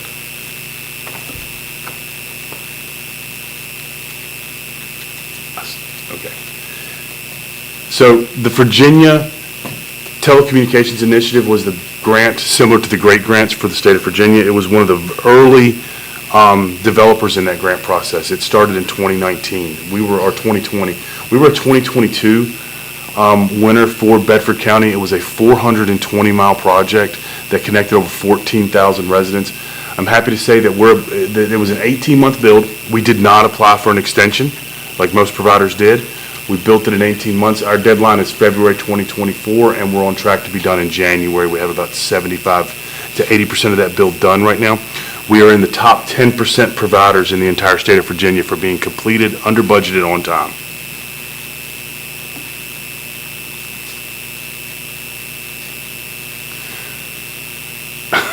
So, onto the great grant that we won for Halifax County. So we also, just to give you a little background, we applied for 10 counties in North Carolina for the Great Grant. We won 9 of the 10. 9 of your neighboring counties: Northampton, Warren, Vance, Person, Caswell, Surrey. We won grants all there. So all in total, we have about 1,400 miles of fiber that we're going to put across northern North Carolina. This right here shows it's a small map that shows, but I've got some better maps. So of this, there were 1,206 eligible addresses as determined by NCDIT that were part of that route map that we built. But we're going to approximately bring service to over 7,000, almost 7,200 addressable addresses in Halifax County. It's 121.8 miles of fiber. The total project cost is just over $4.1 million. The NCDIT contribution, so the state grant for this, is $3.5 million coming to Halifax County from the state government. Halifax County has come, you guys have pledged to contribute, you split the difference that the grant didn't cover with us on a 50-50 basis, which is about $312,000 for each of us that we'll be spending to get about 7,200 customers turned up. It's a great, what they call cost per passing. It's one of the best cost per passings that we have in the entire area to bring services to your citizens. So this is the route map. It shows where the fiber is going to be put in the ground, and it's a little hard to see. We have some better maps coming from our engineering department in Virginia that will be posted on our website soon. The blue dots represent the volunteer fire and rescue departments that we're going to contact and see if we can work out a partnership to exchange service for the POPs. But that's the bulk of our fiber route that we're going to be awarded. It does extend, the entire route is interconnected between Northampton and Warren County as it goes across the northern part of the state. This shows you the addresses that were considered eligible by the NCDIT maps that were put together. Eligible addresses are those that are unserved and underserved for internet and eligible for grant funding. But just one of the things we do, just because we run fiber along the route, doesn't mean we don't provide service to the other residents that are there. They just get a competitive choice now on the internet provider that they get. There's more of a map that shows all the residents and all of the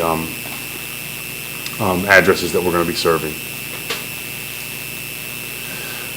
This is a little bit of information about our current pricing and services structure. We were very open and very, we don't hide our pricing on the 17th page of our website or on the 6th page of a contract when you're trying to sign up, and then so right on the front page of our website you can see all of our pricing. We have a residential essentials 100 meg plan, a 300, and a full gig or 1,000 megabit plan. Similar offerings for business. We're very open about what our fees are that you do for add-ons. They're right on the front page of our internet. Some new offerings that are coming soon. We have television service that we're implementing within the next 6 months. So a full streaming cable TV package. We have a residential basic, which will be a basically free internet. We also participate in the ACP, Affordable Connectivity Program, with the FCC. And we're going to have a completely free package, so those that qualify for the 30-month or $30 per month package, you can get completely free internet. Well, it was working.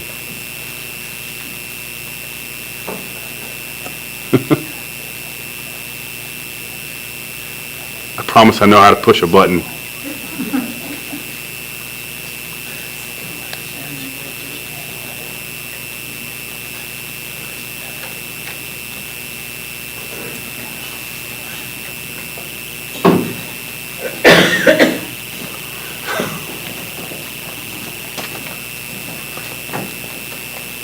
That button, correct? Yep. Let me cut the PowerPoint. I'll cut it back on the slide. All right.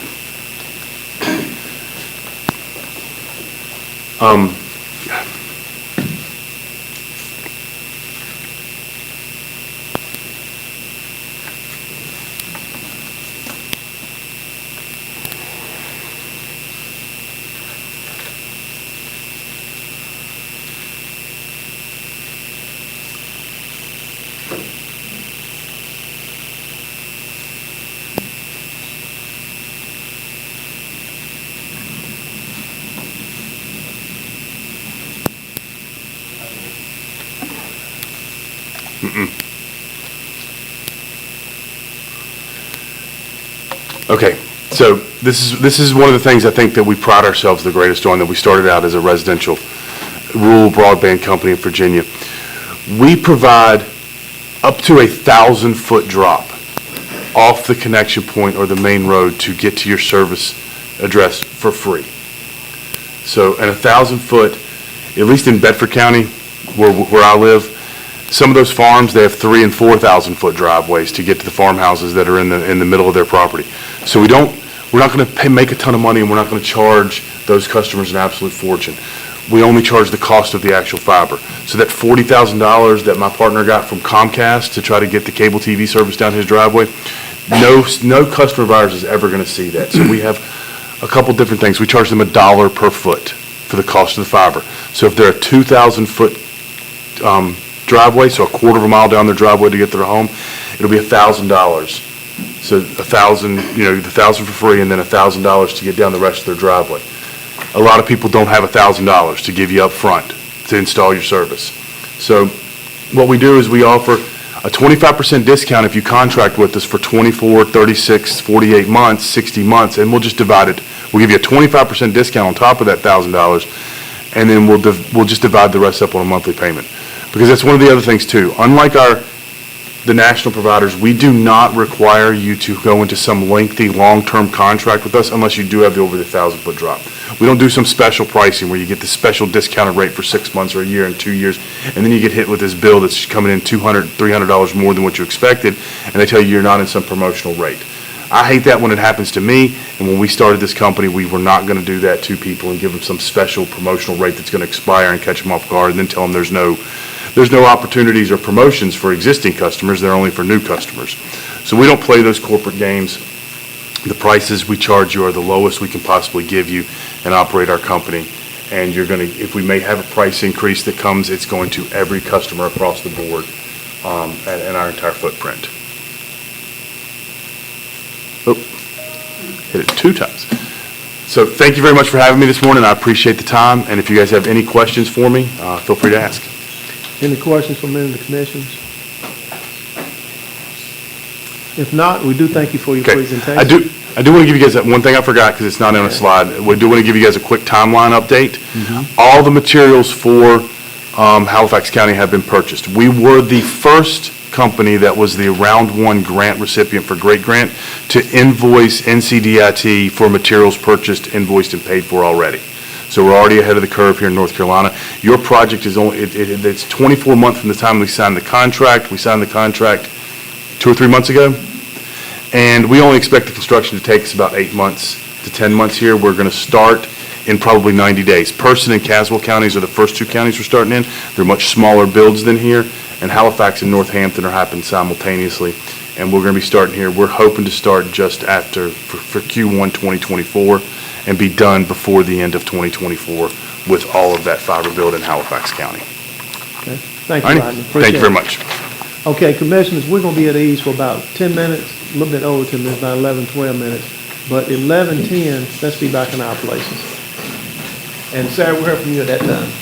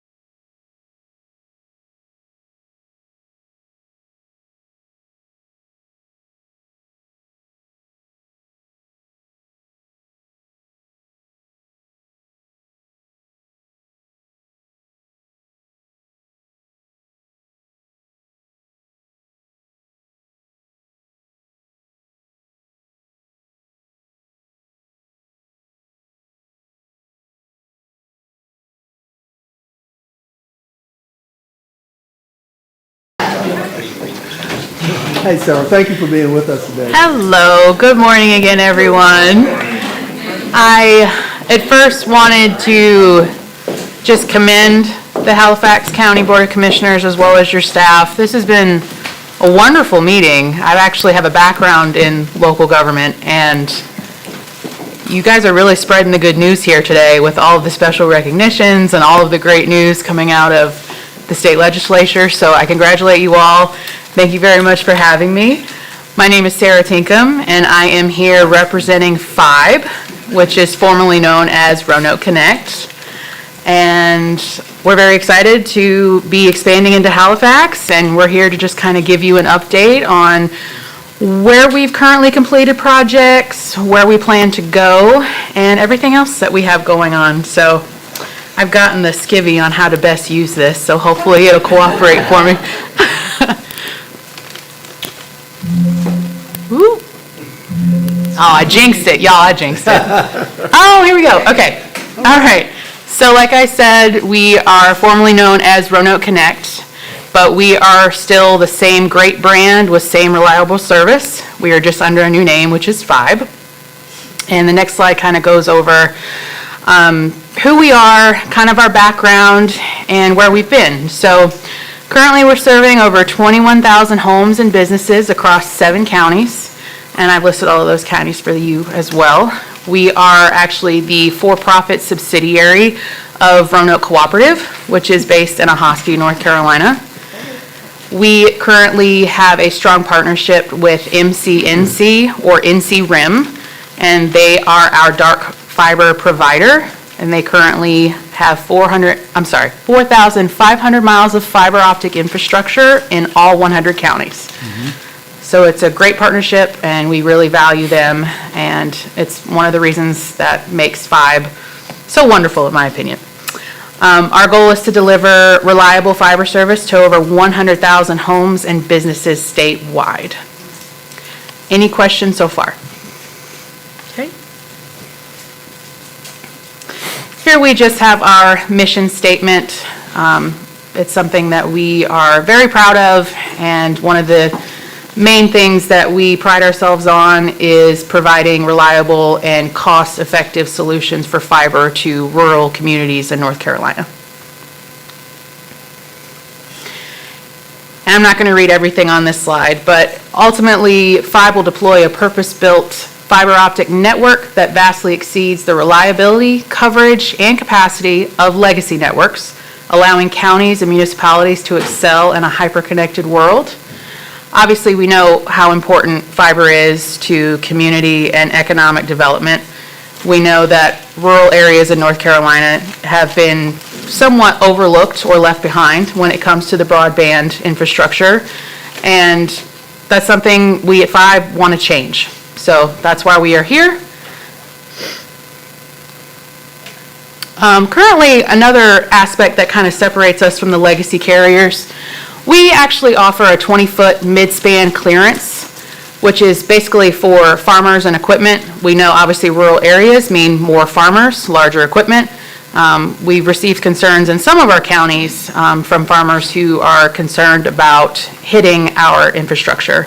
Currently, we use aerial fiber in the footprint of Roanoke Cooperative, and we also have partnerships too with other power providers for aerial fiber as well. So that 20-foot mid-span clearance, that is to better accommodate farmers and make sure that they are not worried about damaging anything or being held liable for any sort of damages to our infrastructure. Here we just have a short quote from the FCC National Broadband Plan.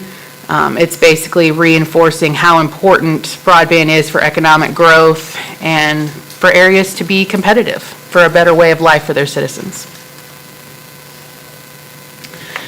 So this next section talks about our care and commitment to the communities that we serve, and Halifax is included in that family of communities.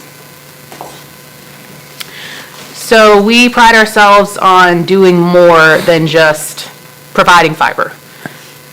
We are committed to community service days in each of our different counties. You'll see some photos here from our Roanoke Rapids Public Library. project that happened earlier this summer, and it's something where we were able to beautify the outside of their library, the flower beds. We also provided some power washing of their sidewalks, things like that, at no charge to the library. We provided all of the manpower as well as the equipment. And we also are very proud to work with the Affordable Connectivity Program, as some of the other providers mentioned earlier. We do not believe income should be a barrier for good access to fiber optic internet. So we are very proud of that project. We are really crossing our fingers that the federal government will continue to fund that program. So we're still waiting to hear news on that. Otherwise, we have the ability to partner with counties, municipalities to address any kind of infrastructure needs for fiber, sheriff, police, fire, ambulance, county administration buildings, things like that. I want to take a quick pause here. Any questions at this point? Okay, I'll keep it rolling then. So here we just have a quick look at our residential pricing with Fibe. You'll see that we offer our 1 gig plan for $80, our 100 megabit plan for $60, and then you can add home phone service for $25 extra a month. We believe in straightforward pricing. We don't believe in introductory pricing. We believe that the price you sign up to pay is actually what you pay for the long term. No bait and switch, no gimmicks, things like that. That's what we pride ourselves on as well. We do kind of get into the different plans as far as what kind of devices, if you have a number of them, and we recommend a plan based on the number of devices you plan to use. We do have a symmetrical upload and download speed for each plan. So the 1 gig plan, you get 1 gig upload, 1 gig download. Same thing with the 100 megabit, 100 megabit up, 100 megabit down. No data caps. We do not slow your internet down if you reach a certain level. Ultimately, we just want to be as straightforward as possible. No hidden fees. We don't charge you for your router, any kind of equipment that you might need. Anything breaks, we fix it. No cost to the customer. Just, again, very straightforward. And as well with our phone packages, you can keep your same number. Of course, it's not mandatory. You don't have to do the home phone. It is just something that we do offer, especially for the folks in the senior population that want to keep that home phone number. And yeah, that's what I've got on our packages. Any questions? All right. Whoops. Okay, so here's the good stuff. Here's where we kind of give you guys an update or a snapshot on where we are now and where we plan to go within Halifax County. We currently have 100 miles of fiber completed, and we have 220 miles scheduled so far for 2024. All right, so starting with our completed builds, we had our pilot build with the Meherrin River Forest Products. That was completed in August of 2022. Then we began in the town of Halifax. We had 406 homes and businesses passed, and we just completed that back in September. For our next project, Roanoke Rapids West is what we're calling it. And I'm hoping that shaded area is easy to see on your slides as well as in your printouts. But 5,500 homes and businesses passed. We are hoping to have that completed by the end of next year. Roanoke Rapids Southeast, similar completion timeline. By the end of next year, 4,500 homes and businesses passed. Halifax Northwest, again, similar timeline. By the end of next year, a little over 3,700 homes, businesses passed by the end of that project. Halifax Southeast, again, December 2024 is our estimated completion. 4,700 homes and businesses passed. Halifax Southwest, 4,000 homes and businesses passed. December 2024, just, you know. Otherwise, with these different projects, you know, we're excited to be here. We're excited to give the folks in Halifax as many options as possible when it comes to fiber coverage. And choice is very lovely and very important, and we're happy to be one of the choices. So. And broadband, as the most influential conduit for bridging socioeconomic gaps, holds the key to empowering communities. My COO, Bo Coughlin, actually said that, but he didn't want me to attribute it to him. Otherwise, this is just my contact slide. Again, my name is Sarah Tinkham. I work in the community and government relations side of 5. I've got my phone number and email address as well. We are also on Facebook and LinkedIn, so feel free to follow us and get in touch with us there. Sarah, when you, I know you were given like Southwest, Southeast Halifax. Yes, My question is that inclusive of the entire county? We will cover the entire county, yes, sir. Okay. Yep. We just have to do it in different sections. I understand. Yeah. Okay. Any other questions? Okay, any other questions from the commission? All right, if not, you're right, Ms. Johnson, I agree. Excellent report. Thank you, Sarah, appreciate all Thank that you very much. you do with Run Up Connect, thanks. All right, thank you. And if you don't mind, I'm going to excuse myself from the rest of your meeting. Need to get back. Take care now, thanks for coming. Thank you so much. Okay, at this time, Commissioners, we're going to move to the next item on the agenda, which are the board appointments, I believe.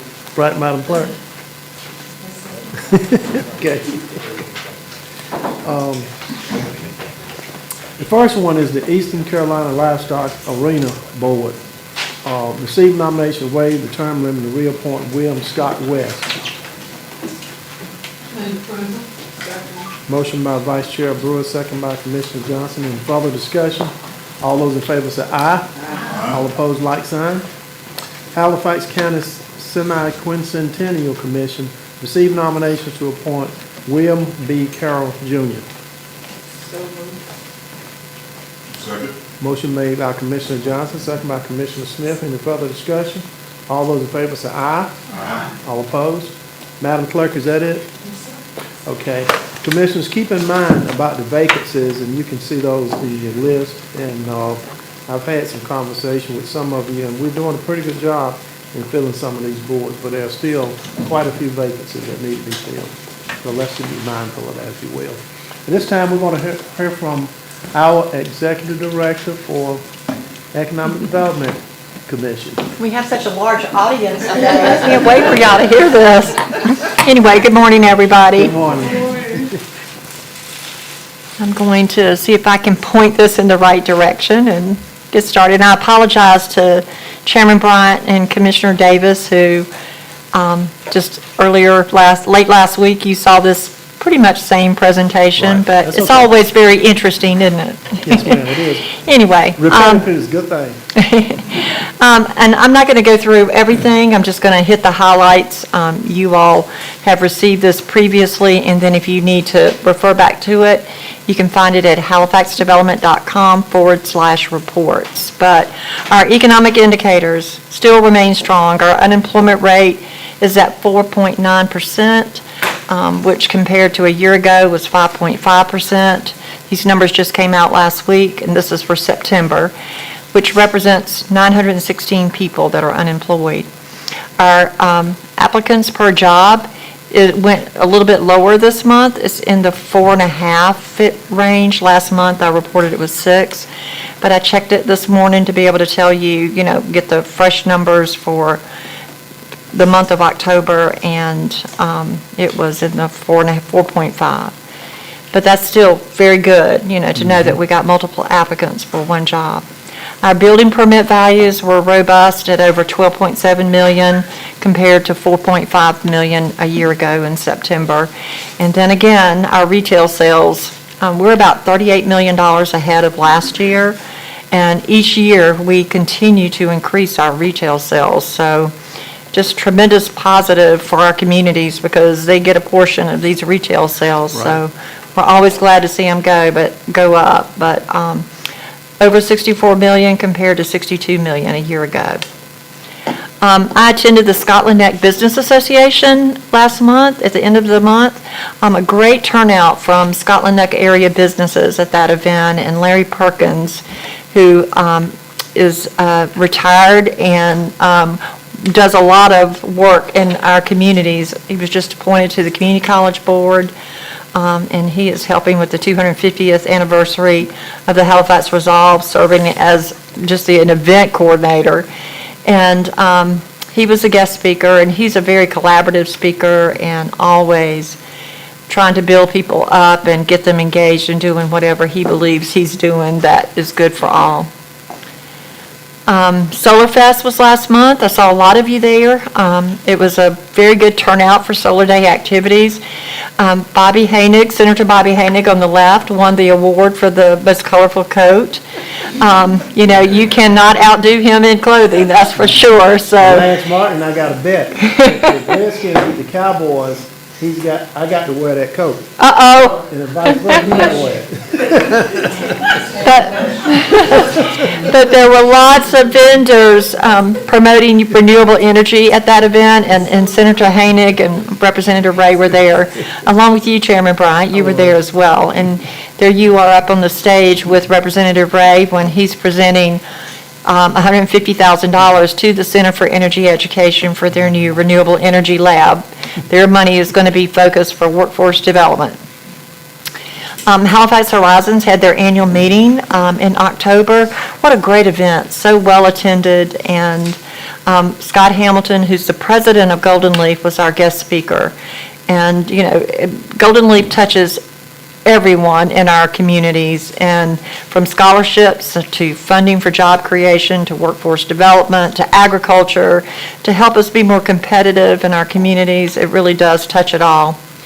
And then the highlight of the evening, each year the Halifax Horizons gives a Working Together Works Award, and it was presented to Representative Michael Ray. And so, you know, again this year, you know, Representative Ray has brought tremendous amount of money to the communities that he represents. And just like he was talking about for Halifax, he's headed to Warren County tonight. And how blessed we are. You know, that hasn't been the case for a long time for us in Halifax County, for sure. I was telling my board last week that I have to say it. You've been hearing me talk about the West Point Stevens property and the Brownfields program and how long it's taken to get it done. It's not unusual. It's a very slow program statewide.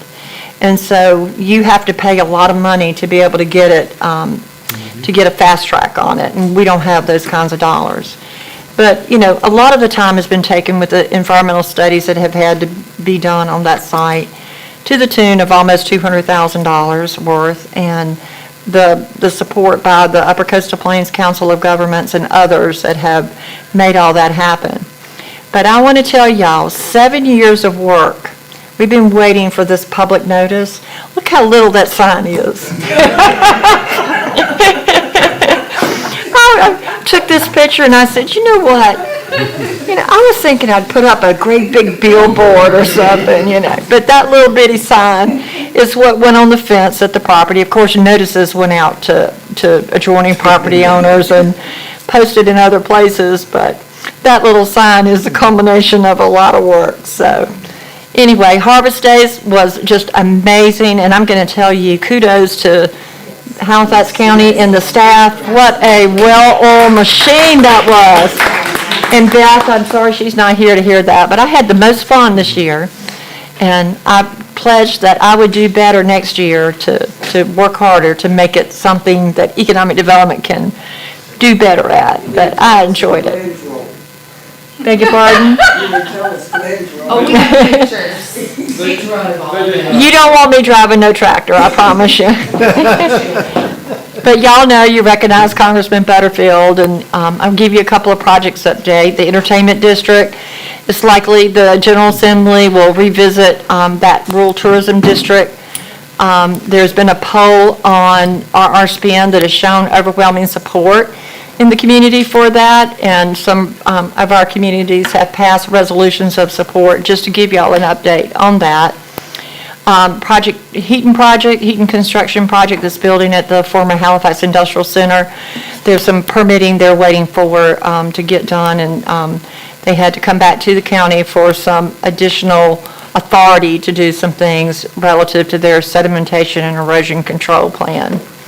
Roseburg is just, steaming along. They are moving swiftly to completion of that facility. We're still working with Piedmont on the route of their natural gas, but hopefully get some resolution to that in the next week or two. Stella Jones, which is a company that was Project Pole we worked with about 8-9 months ago. They're making progress in construction of their facility, and they'll be coming here the corporate leadership will be coming here the week of the 20th, and looking forward to meeting with them and getting an update on their plans. And then you most recently approved an incentive grant for Meharon River Forest Products.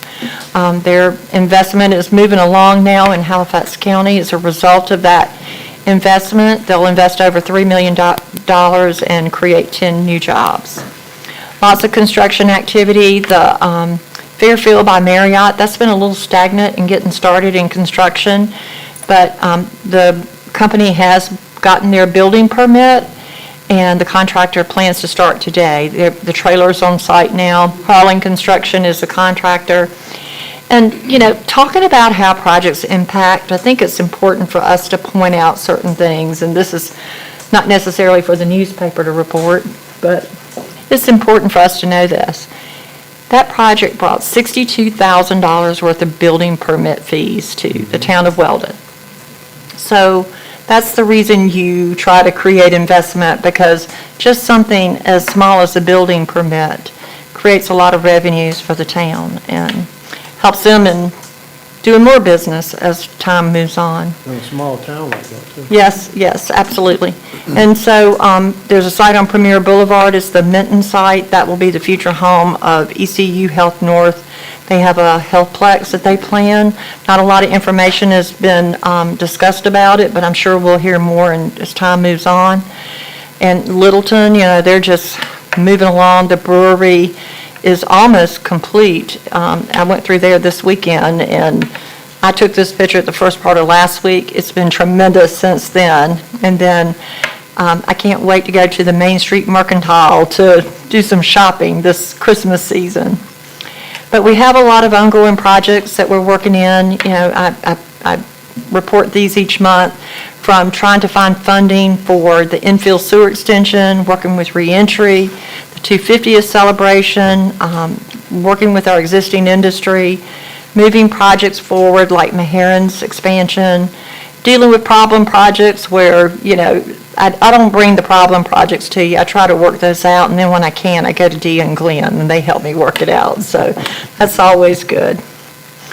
But one thing I wanted to mention to you just very quickly, the Economic Development Commission for Halifax County and Northampton County are partnering with Halifax Community College and NC Works for a job fair, and we have 28 participants now. I mean, it's really grown, and this is going to be a big job fair. If you know anybody that is hiring and needs a mechanism for some workers, please tell them to get in touch with me.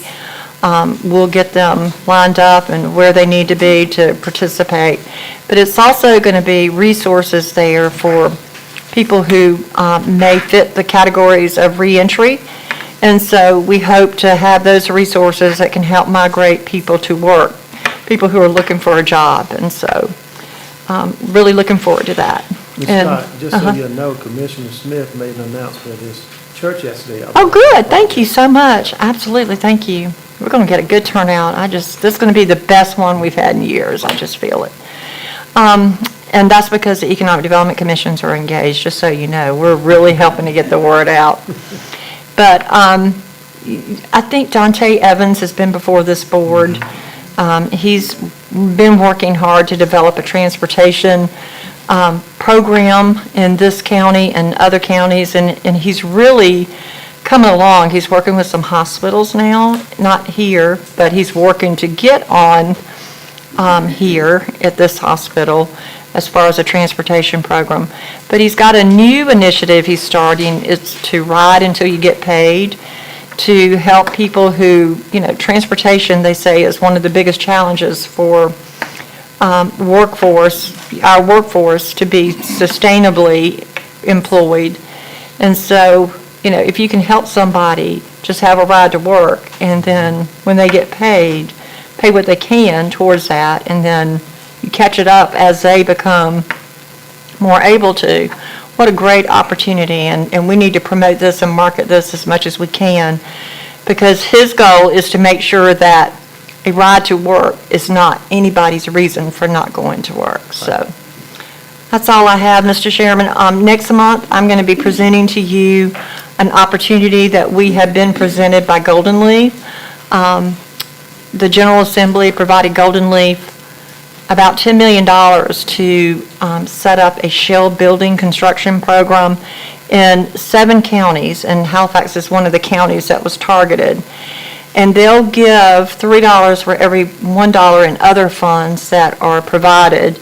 So Golden Leaf's just developing the guidelines. They don't have everything worked out, but they're going to move quickly on this because they've got a mandate by the General Assembly to get this money out, be equitable with the counties, and so, we don't know whether, the max is $2.5 million per the legislation, but if all 7 participates, that won't allow an equitable distribution. So there's a lot unknown.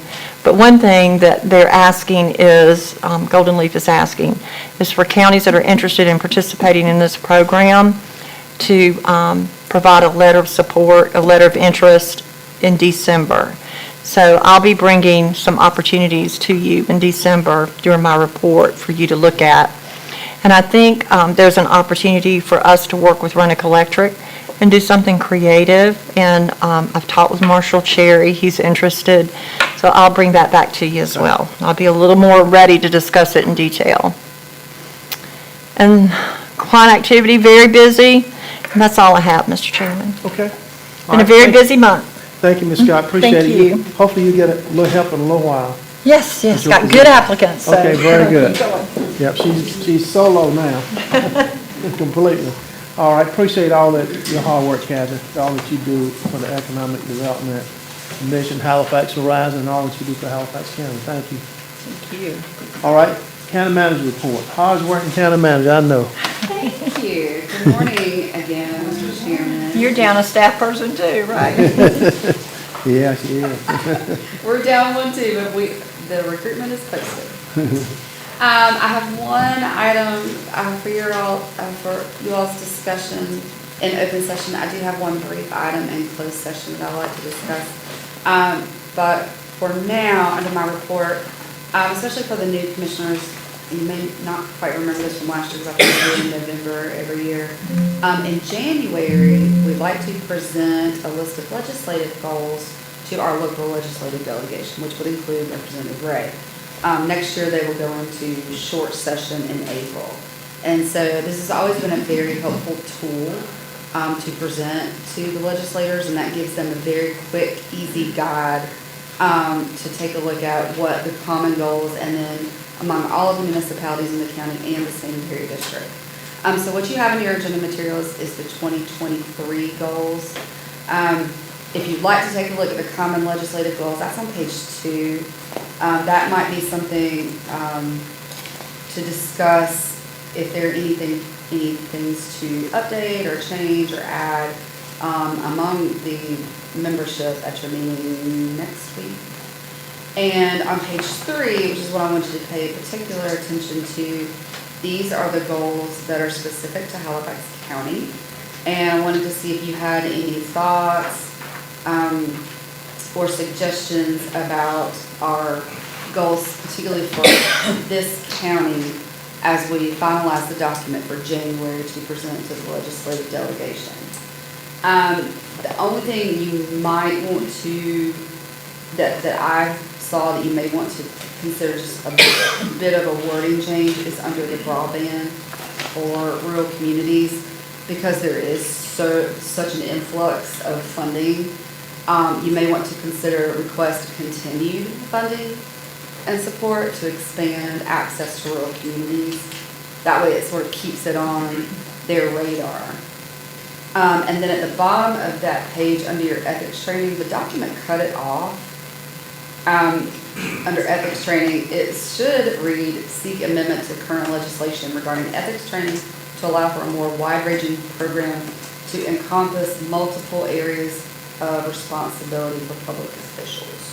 Just for your knowledge, that cut that off. I personally think both of those are good recommendations, County Manager.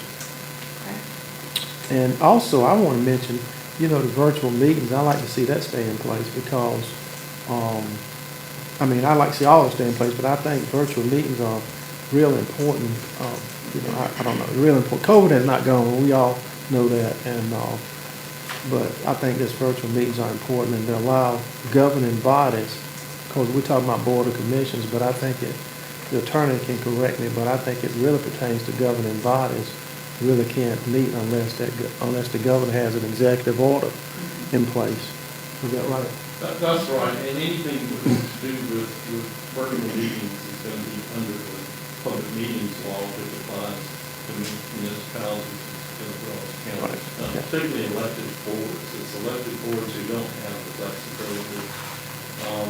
As an elected board, you give your other committees and commissions that flexibility by your own local policy, but that's not available to an elected board. Okay. All right.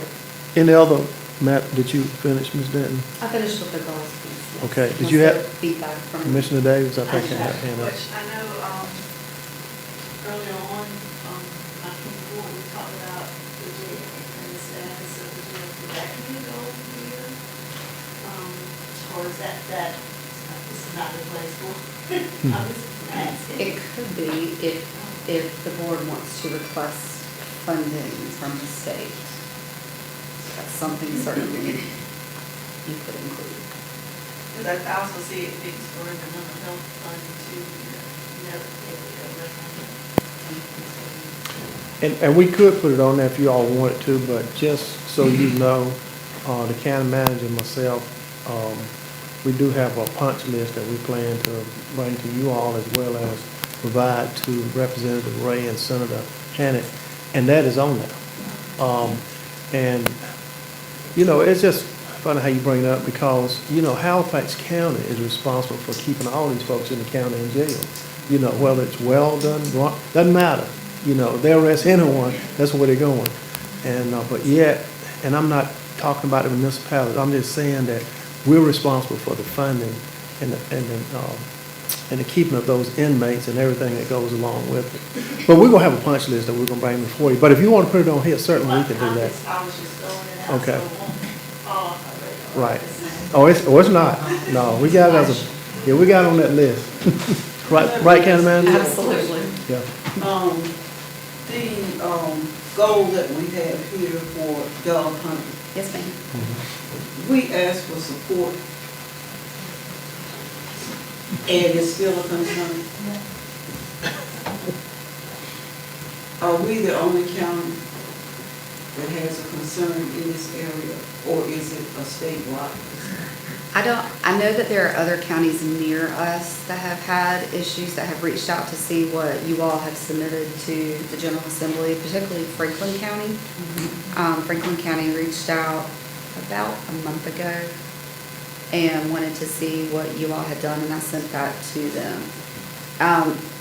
Being that it is hunting season, you are seeing counties, especially like us, that are very rural and have a lot of land to hunt on. I can't speak to any other county specifically except Franklin. Okay. Because at this point, trucks are just running up and down the road on property. People are calling, and all I can say is this has been addressed by this commission many times. And we are placing it in the hands of the state. That's all we can do. And it was resent to them earlier this year, I want to say maybe February. It was sent back to Raleigh. Ms. Johnson, as you well know, this board of commissions have gone way above and beyond. We would have a public hearing, didn't have to have it, just to hear from citizens. Anyway, and we've resubmitted, like she said, a couple of times. Anyway, I don't know what to say about it really.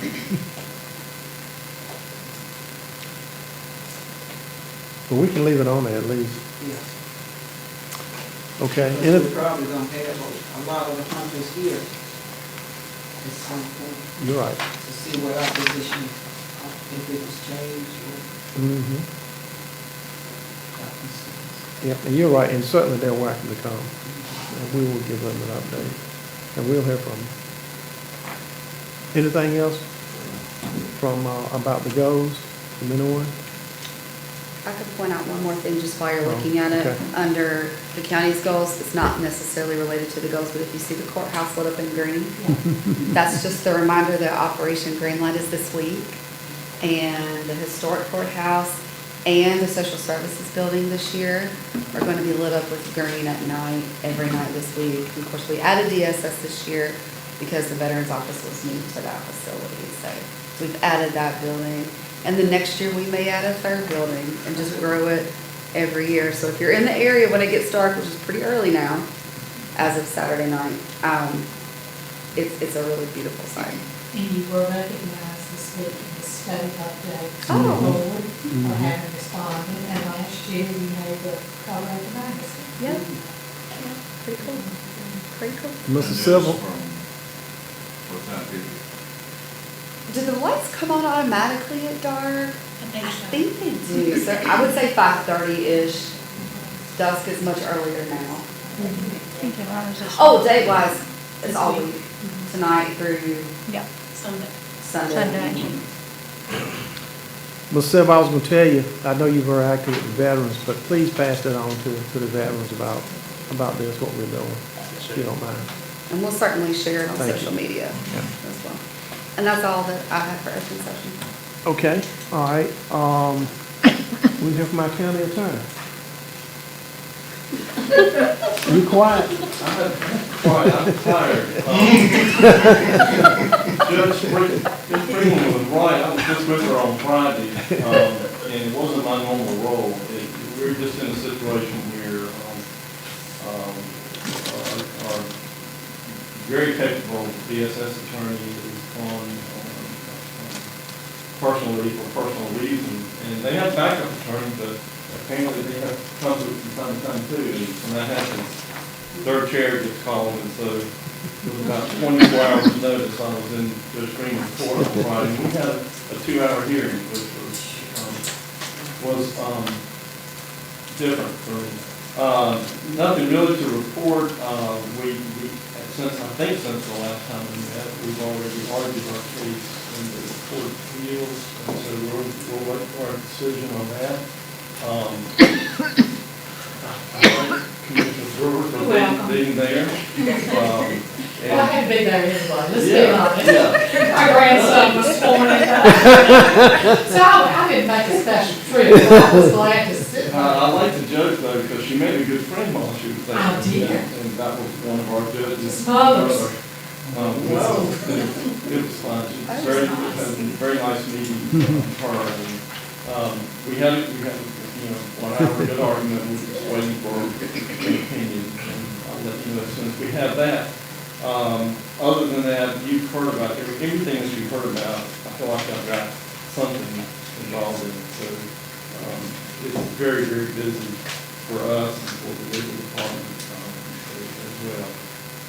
And I don't think I have anything for a closed session for you. Okay. All right, thank you, Attorney Rollins, appreciate you and all that you do.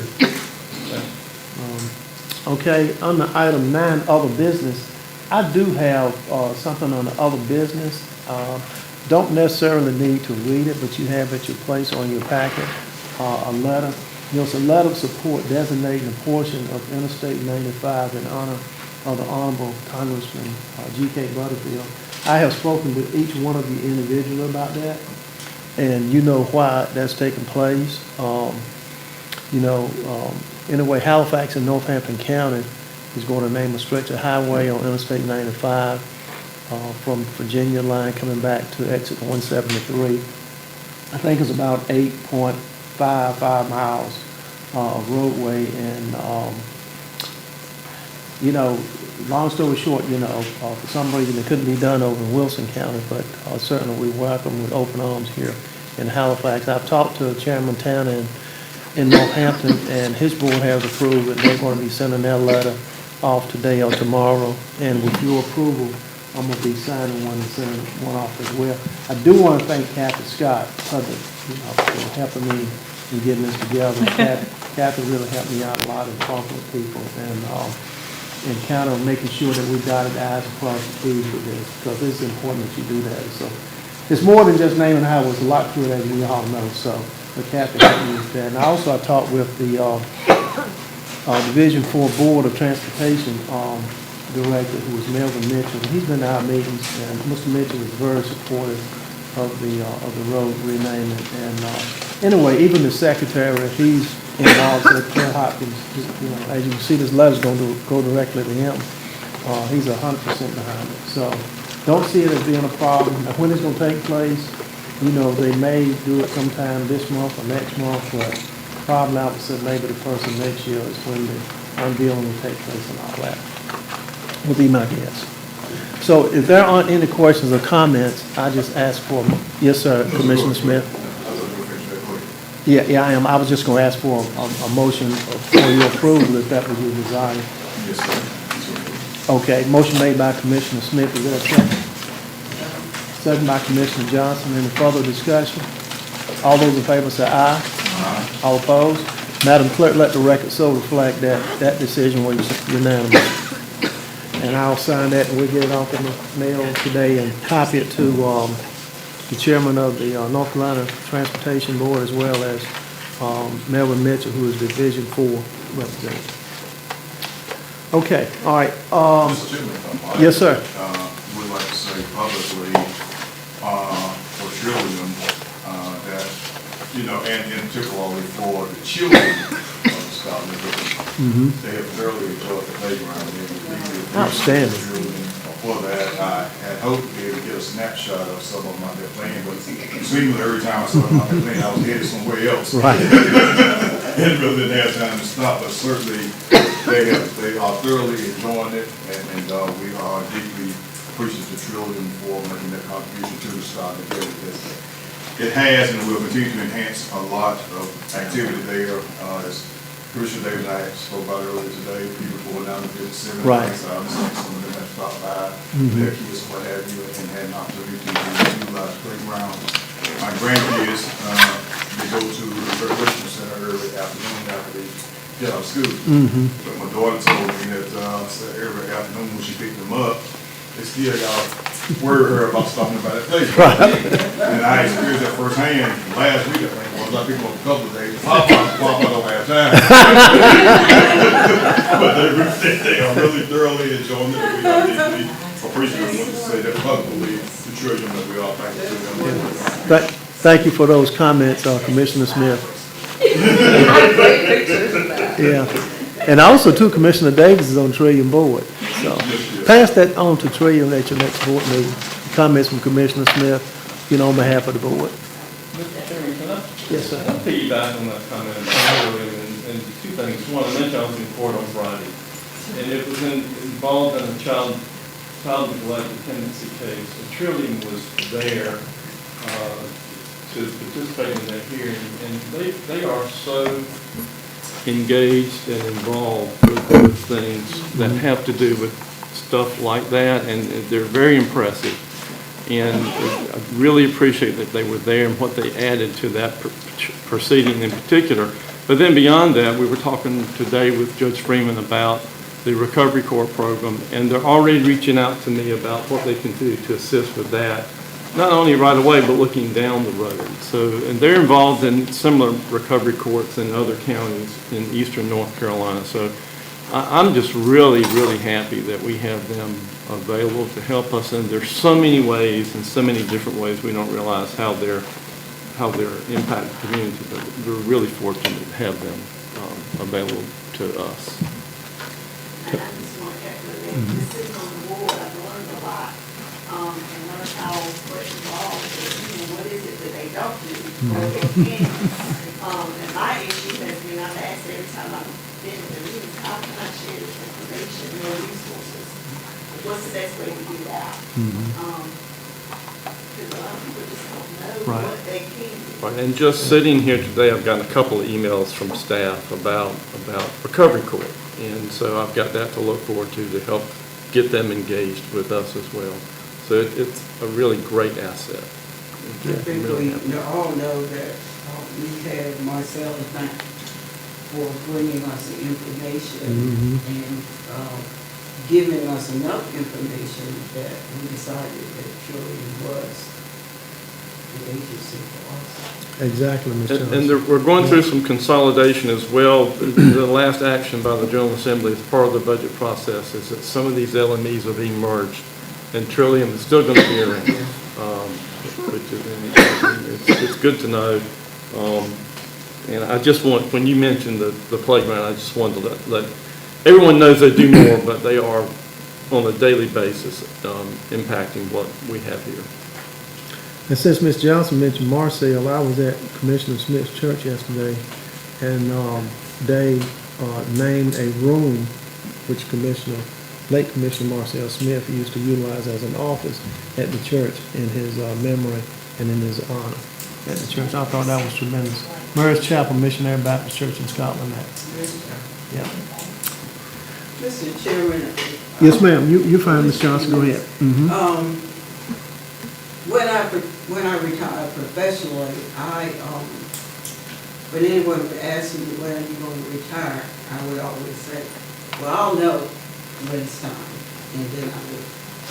So today, I would like to announce that I will not file for re-election for the next term, and for several reasons. My first reason is I have a friend who is experiencing a lot of health issues, and she has moved closer to me, and so I want to be available when she's not well. That's reason number one. Reason number two is when I retired, I said that I was going to go to the School of Theology because I had been a Sunday school teacher for more than 20 years for the adult class and also more than 20 years for the adult Bible class. And not to be a minister, but to do more research and studying. So it's my intent to do that. That's on my bucket list. I had a mentor, and that mentor always said, when you start something, make sure you finish. And that mentor was my husband. So I am going to complete my term, but I will not file for re-election for the next term.